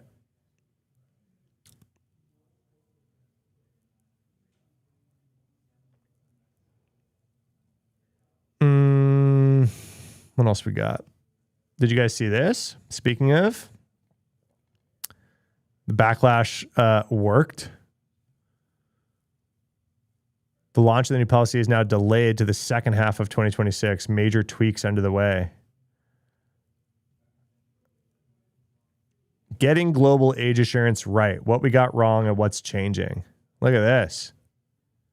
From the founder. I built Discord and wanted an easier way to hang out with my friends. So when I announced our plans for global age assurance and I saw the reaction from our community, I didn't just read it as a CTO. I read it as someone who uses Discord every day. I want to talk to you directly about what we're doing, why we're doing it, and what we're changing based on your feedback. Where we missed the mark. Let me be upfront. We knew this rollout was going to be controversial. Anytime you introduce something that touches identity and verification, people are going to have strong feelings, rightfully so. In hindsight, we should have provided more detail of our intentions. The way this landed, many of you walked away thinking we're requiring face and ID scans from everyone. No, we didn't. No, we didn't. I don't know if everyone did. No, we didn't. That's not what I thought. I knew that I wasn't going to be asked it because I'm certifiably old guy on your platform, and you could just tell because I type like a boomer or something like that, you know, I wasn't worried that I was going to get asked for my ID. I'm worried about vulnerable populations being forced to do so, period. That's not what's happening. The fact that so many people believe it tells us we failed to do our job, clearly explaining what we're doing and why. I mean, sure, but that wasn't it for me. Many are worried that this is just another big tech company finding new ways to collect your personal data or creating a problem to justify invasive solutions. I get that skepticism. It's earned, not just towards us, but towards the entire tech industry. But that's not what we're doing. Guys,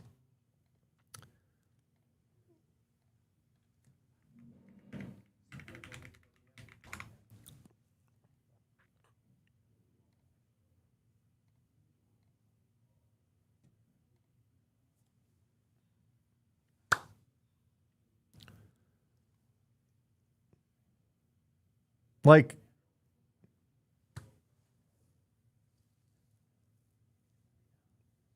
oh my God, I have such a headache. I'm broken. We're answering the wrong questions. No. Oh, you thought we were just another big tech company trying to collect too much data. Hello? This wasn't even 6 months ago. You collected 70,000 people's IDs under the same pretenses, under the same exact, like, nope, we're not doing this for bad. I'm a Discord user, under the same pretenses. You collect a bunch of government IDs and you fucking leaked them. Not you, your third party, but it might as well be you because you forced them to do it. You forced them to upload it. I don't care that you're like not collecting data to be like the big Silicon Valley boogeyman. I care that you're doing it at all. I'm so frustrated. He's answering the wrong things. No, I didn't think everyone was going to have to do it. And no, I didn't even care if you were trying, I didn't think you were trying to turn into Palantir. Oh man, breaking me. I'm sick of this topic. What we're actually trying to do. I know what you're actually trying to do. You're trying to comply with local laws and regulations so that Discord can stay on in the UK and Australia. And they are misguided in their fact that they're trying to do all this. They chose the vendor. I don't care. Like literally in their blog post announcing it and even about the news cover, they talk about how privacy preserving and how secure it's going to be. I don't care. I mean, I do care because they lost it and they failed the security and privacy test the first time they rolled this out, right? In just the UK and Australia, they lost 70,000 people's government IDs, right? They just did it, right? My whole point is that you shouldn't have to do this. Nobody should have to do this. There are people that belong to vulnerable populations that should not have to give their ID over to any website to just freaking practice, their freedom of expression on the internet. Our goal is straightforward. Keep Discord experience completely unchanged for the vast majority of people while ensuring age-appropriate experience for everyone. Over 90% of users will never need to... Just a subset of people will publish the methodology behind this. I do not care. I do not care. Fine. Sure. Cool. Thank you. You shouldn't be doing it at all. We know many of you believe the right answer is to not do this at all. We hear you. We also know these changes carry different weight for different communities. Thank you. You're speaking to me now. Finally. That's not lost on us and directly informs the choices we're making. We also know from running this platform for more than 10 years that teens need real safeguards. Absolutely. The number of teenagers on Discord has significantly increased. At the same time, we believe adults should be able to have full content experience on Discord. Doing both responsibly means having safeguards to help ensure age-restricted content stays in adult spaces. But the specific way age assurance works, the verification methods, and the compliance requirements, that's the big one, it's being shaped by legislation already in effect in UK and Australia. Completely agree, right? I am more upset at UK and Australian governments than I am at Discord about a lot of this, right? Brazil quick to follow, Europe and multiple US states close behind. Totally. They see the blueprint. It's an emotional issue. We're saving the children, right? We don't want our children being exposed on these platforms to the baddie stuff, right? I get it. By building this ourselves, we could show regulators it's possible to verify age without collecting identity. How? AI? Losing government IDs like you just did? 90% of users, nothing changed. If you're among the less than 10% of users who need to verify, we'll give you options designed to tell us only your age, never your identity. If you choose not to verify, here's exactly what happens. You keep your account, your servers, your friend list, your DMs, your voice chats. The only thing that changes is you won't be able to access age-restricted content. Cool. Okay. Good option, right? You can just say no. I think that's a fair line in the sand. Being transparent about our partnerships. I do give them kudos for letting us all know what third parties they're using, but there's like third and fourth parties, right? The third parties have third parties, right? Man, this is such a sticky issue. I get it. But literally, how is Pornhub the bastion of how to do this? Pornhub just turns off. Wherever requires them to verify age and identity, they're like, cool, we no longer do business there. That's it. That's the methodology.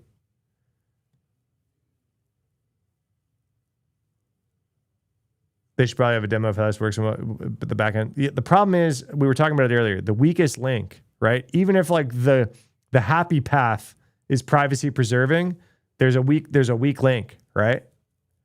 They did the happy path and they lost 70,000 IDs. Does he talk about that here? We've made mistakes. I pretend we haven't. Does he talk about losing 70,000 government IDs? No. Probably should have brought that up in here.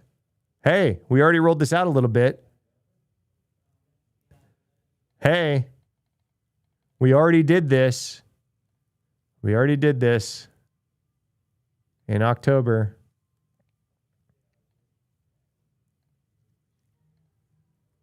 Oh, I'm so frustrated about this. Speaking of frustrating, CISA continues to be gutted, okay? Layoffs and everything.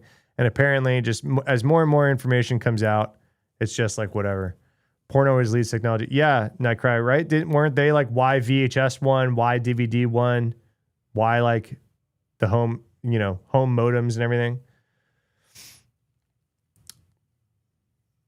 The story was due to support tickets. Whatever it was, they at the time of this story, they said they were deleting. They weren't even storing the pictures of these IDs. They had the whole same story, right? The whole same story. We're doing this securely. We're using this third party. We delete the information as soon as you give it to us.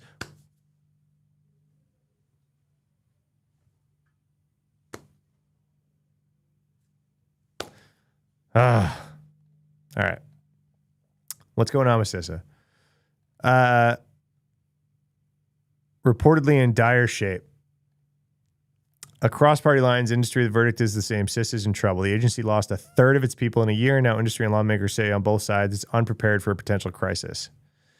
Decimated, amateur hour, pretty much falling apart. It's really hard to find something positive to say right now.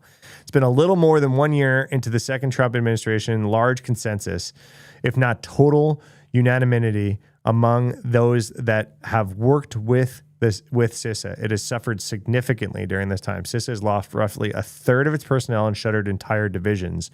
Observers across the political spectrum told Cybersecurity for this story that even on its core mission, like coordinating with industry and protecting federal networks, the agency is significantly diminished.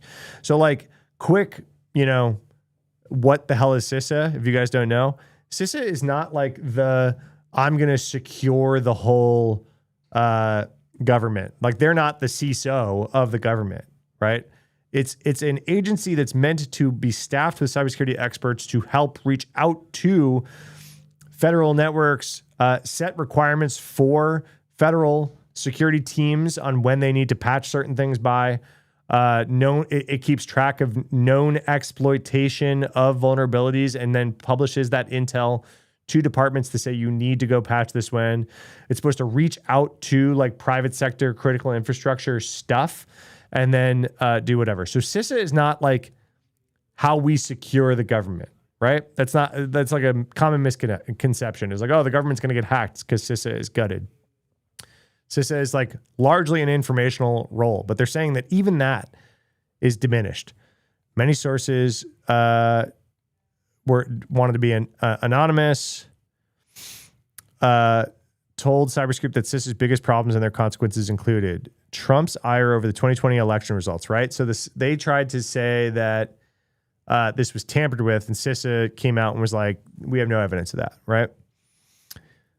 So a lot of this is vendetta. CISA's capabilities have been significantly diminished by the loss of personnel, for sure. In the absence of a permanent leader, this acting director has struggled to lead the agency. I don't think anybody would argue he's doing a great job. Yeah, he like day one uploaded a bunch of sensitive documents to ChatGPT, right? Organizations that previously turned to CISA for help now seek alternatives like industry alliances, outside consultants, or government-to-government partnerships. I would argue that this is the goal of a lot of the Trump administration's policies, right? I think we see this in education. They're trying to push people to private schools, to do a lot of the religious things that they want to do and just have more control or less rules around schools. They're trying to make public education be less of an option and people seek private alternatives. Same thing here. Public option, CISA, people are seeking private options and spending money in order to get the same stuff that they were going to do. Yeah, he did fail a poly too, right? I mean, polys are junk science anyway, but you're right. That is a requirement and he failed. Yeah, completely agree, Walrus. First year's reviews are not glowing. Year one was tough for the agency. A lot of the best and brightest have left. Yeah, they either got laid off or they saw the writing on the wall. If you were a talented security individual at CISA and you're still there, you're doing so for altruistic reasons, you believe in the mission or whatever. Because otherwise it's such a nightmare that I'm sure all the talented people could pretty easily go and find other jobs, right? The amount of cyber attacks our nation is seeing every day, both in the private and the federal government side, you want your best people fighting against this. Completely agree. It's tough to have a robust entity when you cut the money. We are weaker because of CISA's lack of manpower. Priority shift. There was uniquely target on its back on the election, right? Hostility came from Republicans, Rand Paul. CISA wasn't politicized for the most part until Trump administration came along and accused them of somehow contributing to his election loss. Basically, they came out and said, hey, there's no evidence that the election was fucked, right? And as we started the stream, if you don't kiss the ring, he's going to come after you. Two information sharing centers serve state and local government divisions, blah, blah, blah. Wait. CISA has lost substantial personnel. I mean, we've said that a bunch in this article. senior leaders in programs like counter ransomware initiatives, threat hunting, and secure software development. That sucks, right? Contracts for things like detecting threats in critical infrastructure networks and collaborating with industry teetered, albeit sometimes only temporary. Conspiracy theory hat time. Who's ready? Who's ready? Who's ready for conspiracy theory? Does anyone want a conspiracy theory?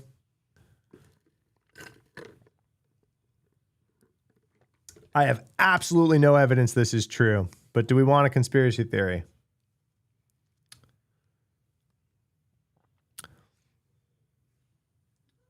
Should be a fun one, all right? Let's grab your hat.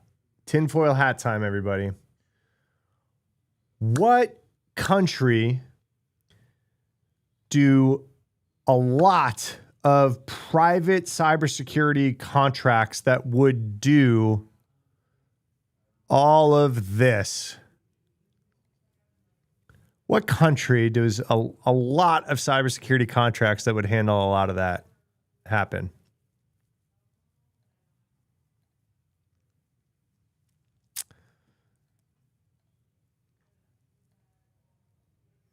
Yeah. Right? Is that like a far-fetched conspiracy theory? Follow the money, right? If you're cutting CISA to do a bunch of this stuff, someone's got to do it. Who the hell is picking up these contracts?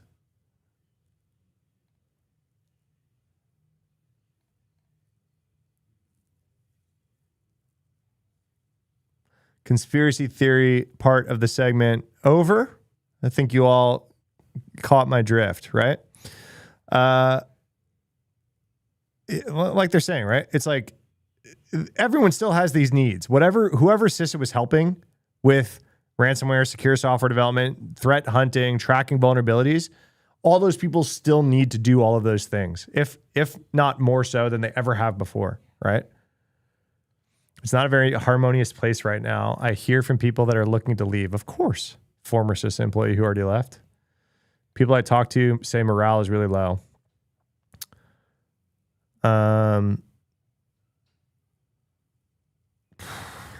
Agency has largely halted that work, right, of combating misinformation and disinformation campaigns. There you go. Another conspiracy theory. What country benefits from the U.S. government stopping funding on combating misinformation and disinformation campaigns? I hate that I'm being a conspiracy theory guy. I hate it. Oh my gosh. It sucks, man. CISA needed surgery. What it needed was surgery with a scalpel, not a sledgehammer. You don't think I'm wrong? Never attribute to malice, which is stupidity. Yeah, I agree. That's why it is conspiracy theory, right? I have zero evidence of such. This could just be, dumb budget cut stuff, right? But it's just like, hey, there's one very specific country that probably would love less attention on misinformation and disinformation campaigns. And there's probably another country that would catch a lot of contracts in the cybersecurity space. Ah, man. I hate it. Lack of capacity. If we go into a major conflict, let's say with China, and they start triggering Volt Typhoon related malware, are we organized and ready to roll? I don't think so. Yep.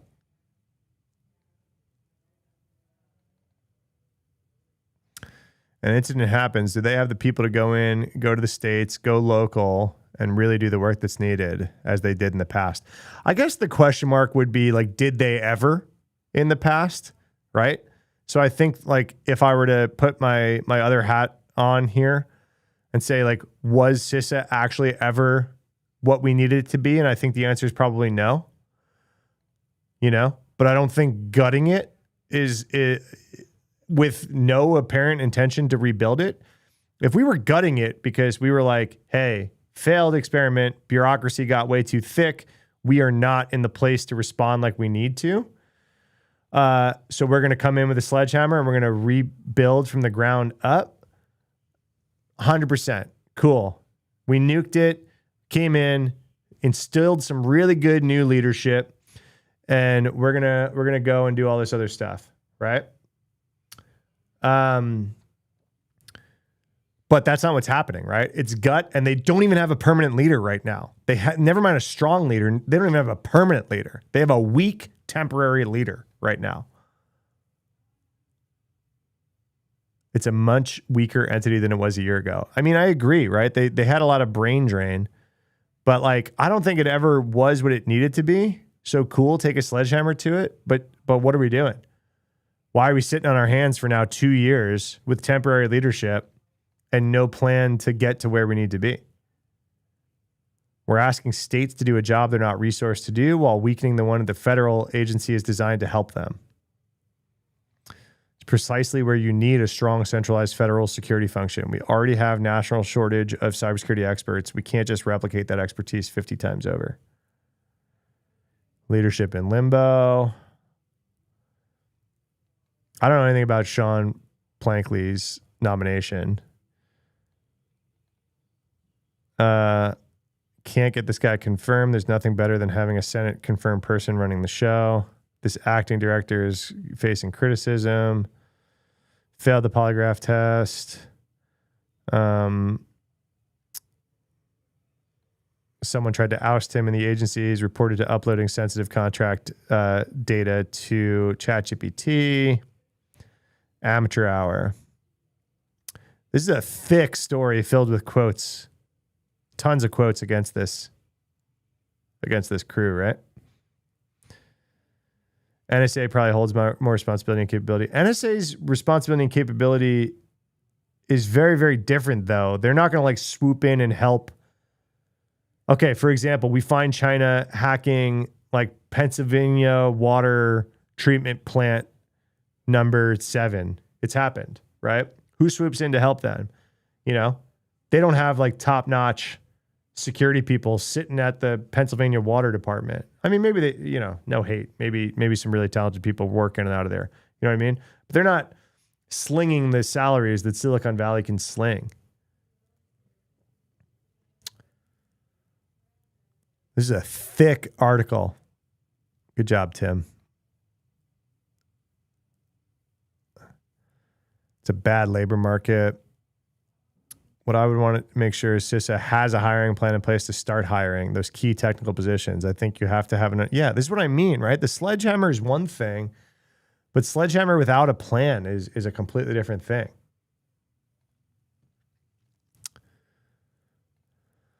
Okay. You got two giant conspiracy theories out of me.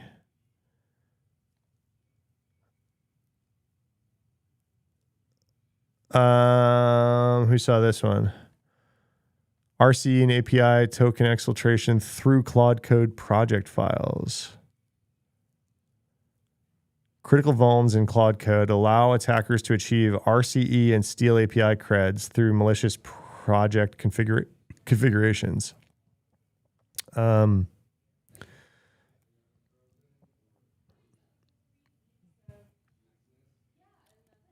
haven't read this one yet. RCE and untrusted project hooks. Okay. So just like,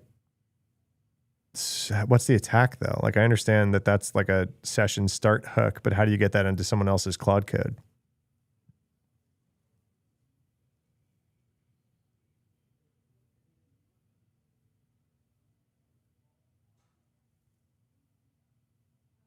How do you get this into my Claude Code though?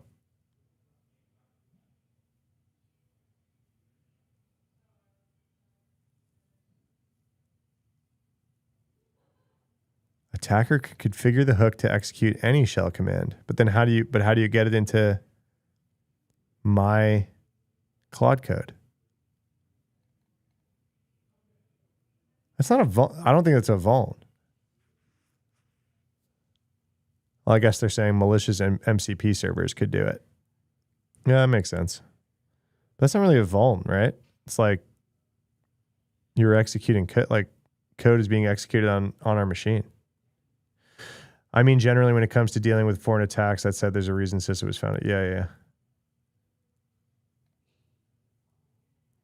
I don't really get this one. I got to read more into this. I had a really good one. This is a really good one. So, anything put out by Google Threat Intelligence Group and Mandiant is mandatory reading in our industry, disrupting this grid-tied espionage campaign. So, Mandiant and partners took action to disrupt a global espionage campaign targeting telecoms and government organizations. I think it's a pretty good one. It's a China espionage group tracked since 2017. Prolific, elusive actor, has a long history of targeting international governments and global telecom organizations across Africa, Asia, and the Americas. The attacker was using API calls to communicate with SaaS apps as C2 infrastructure to disguise their malicious traffic. Rather than abusing weaknesses or security flaws, attackers relied on cloud-hosted products to function correctly and make their malicious things. So they had GCP projects for C2. Okay. Investigation confirmed 53 victims in 42 countries across 4 continents. Has no observed overlap with Salt Typhoon. Initial access vector for this campaign has not been determined. Damn, that's really what I always want to know, is how they get in. What? Google Sheet? They were using Google Sheets? For what?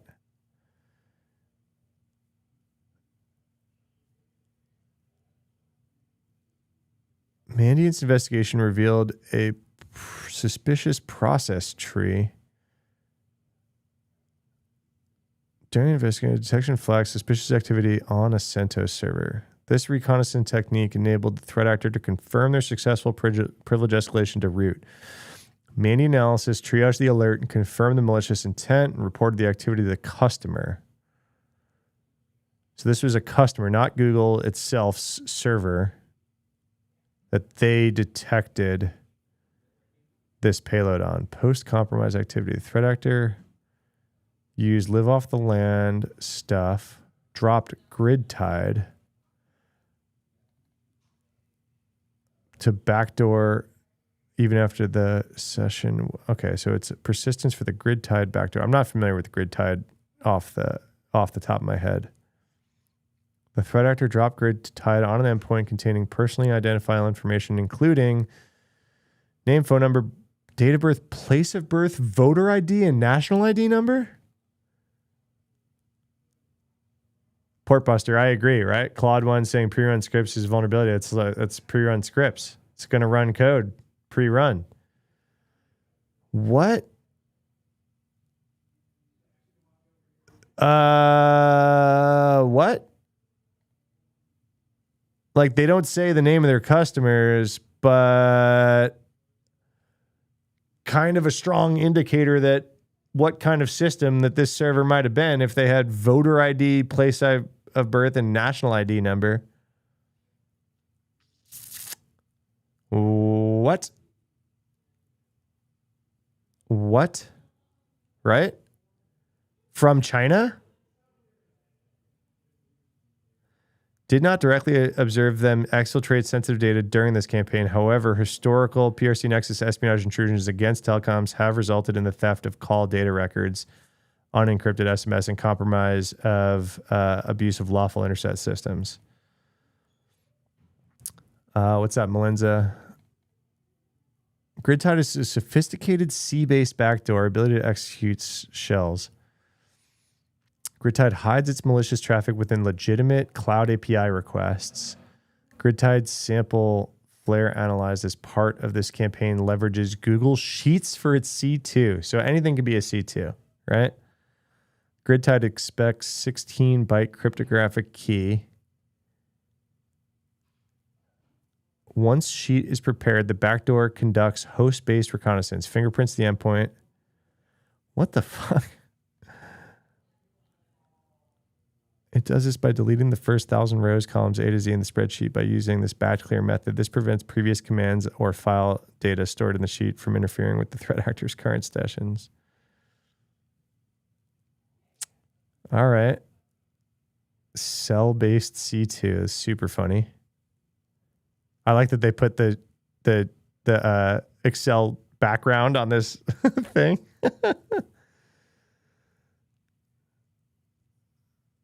Commands and status, command execution into the, this is the threat actor, stage commands, command execution through Google Sheets, transfer data to Google Sheets, exfiltrate data, upload tools, host recon data in Google Sheets. Oh my gosh. Not in the US, shockingly.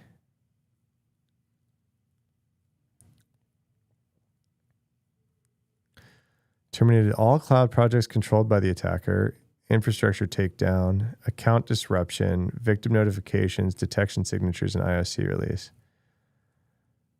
It's a gnarly one, right? I mean, read between the lines of what's going on there. Well, I guess it's no US that voter data by China stuff is a different country. Here's all the IOCs. Anything interesting in the IOCs? freedns.org. freedns.org. Appler.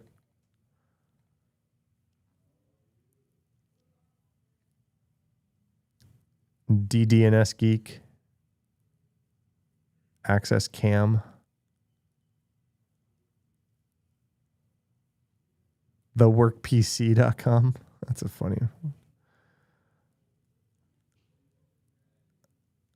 LoseYourIP.com, MyWire.com.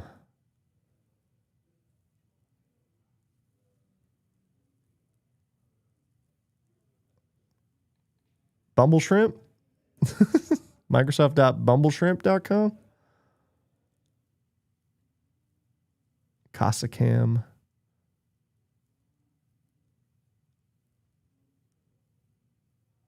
I don't know. These are always fun to look at, these IOCs, right? Geez, pretty extensive infrastructure, right? They took down all those URLs, I'm sure. And then a Yara rule. Thank you, Mandiant.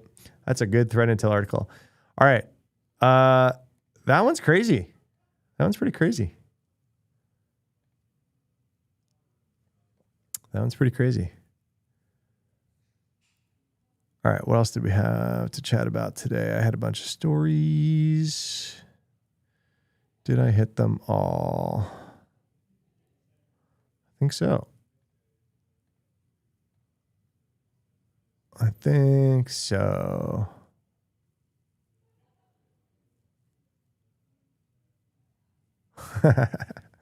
This is funny. Like,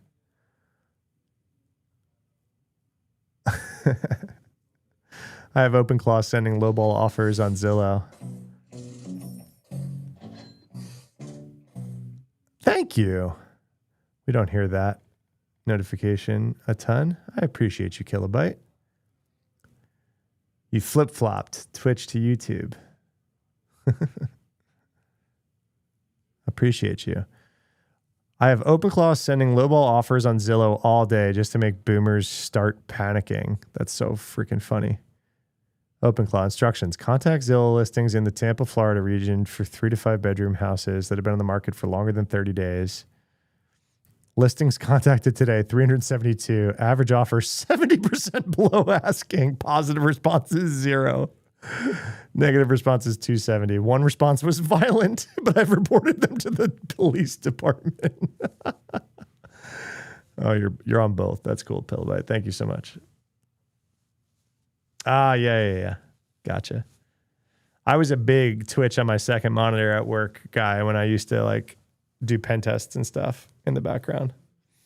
This is so funny. Oh, OpenClaw. Chrome CVE that affects CSS. Yeah, we covered that. It's not new, right? Unless you're talking about right now. It's a pretty cool vuln if you guys want to learn about it more. A new one? Not the one?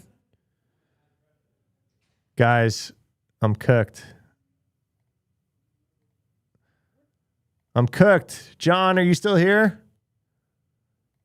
How did John get this out? I recorded it while John was sitting in here, and he already published it. Where do you keep your API keys? Do you keep them secret, store them server-side in environment John, you variables, son of a or bitch. do you put them publicly out on the open internet?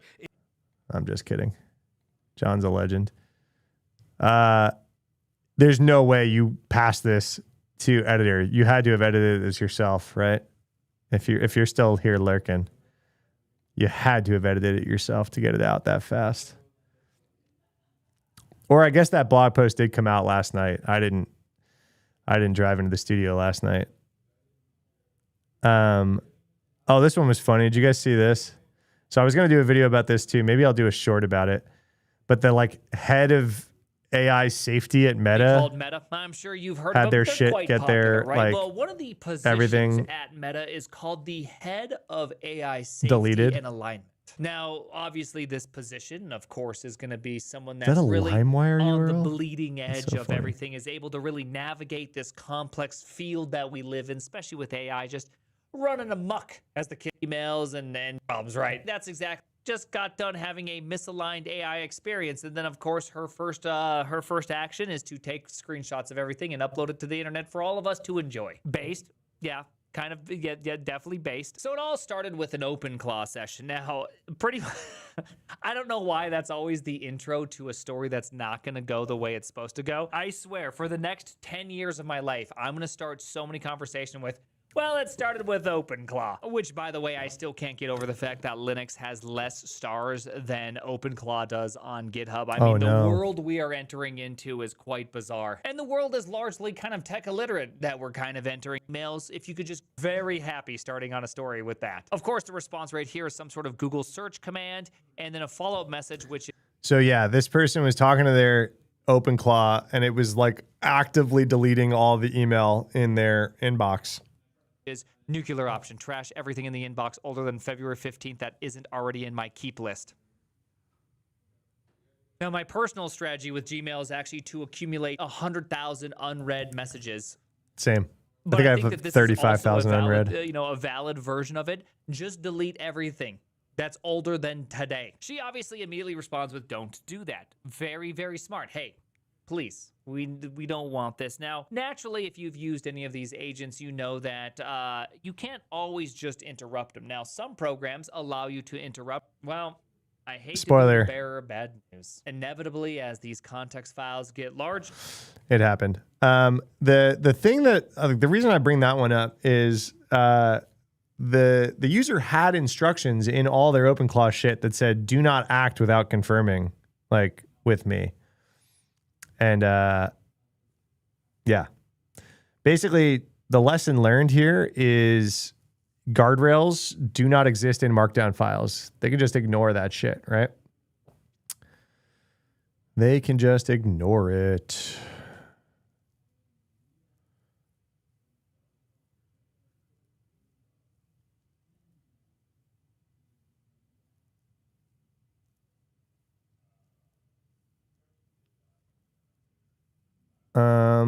What was I going to show? Oh, I was going to go to low level. Low level did something on the CSS vuln, unless, like you said, it's a new one.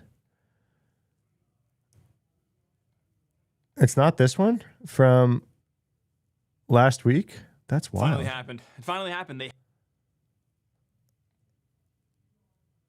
He doesn't have the link. hacked the CSS 441 found by this gentleman here, whose name I'm not going to pronounce. I'm going to mess it up. Not that one, huh? Let me look. If I Google Chrome CSS vuln, it's all that one from last week. Let me see. News. No, it's all a week ago.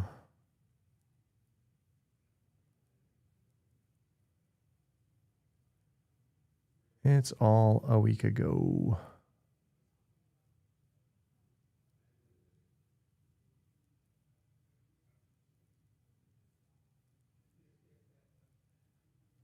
It affects a different class. You said you saw it on Twitter?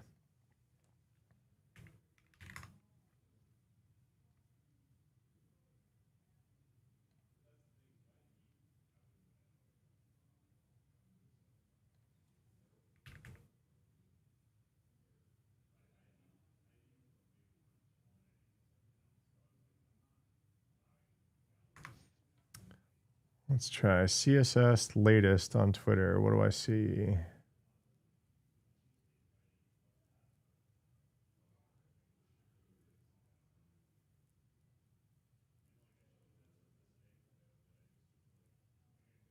Way too much garbage.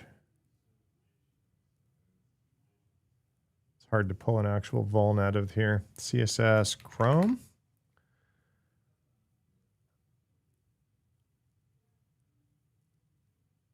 See and I cry. Tell Black Hills I say what's up. They're cool peeps.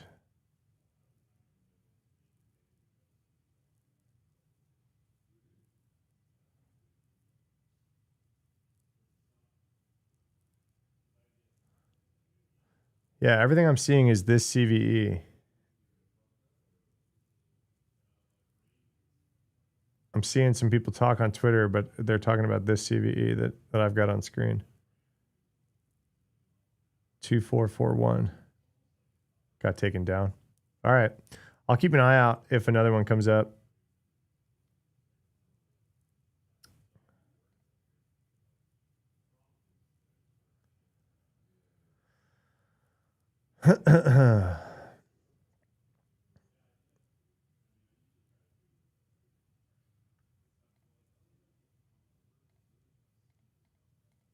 Yeah, you tested it out. It works. That's gnarly.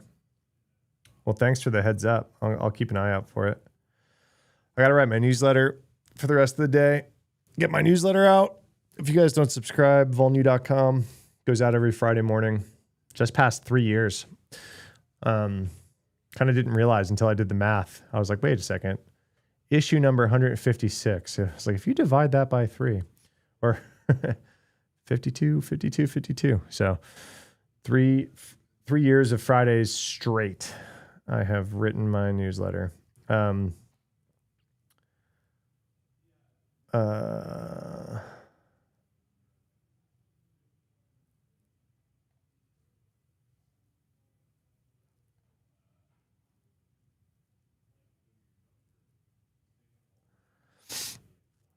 Friday live. No, I can't. I usually don't come into the studio Friday morning. So Thursday, I put an ass ton out.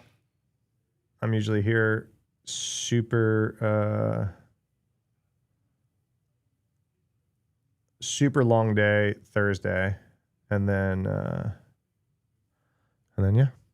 All right, guys, I think that might be a wrap today. I think noon is about where I'm going to go because I got to get this newsletter done and then I got to go.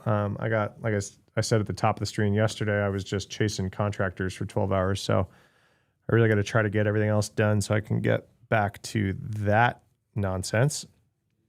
But yeah, thanks for hanging.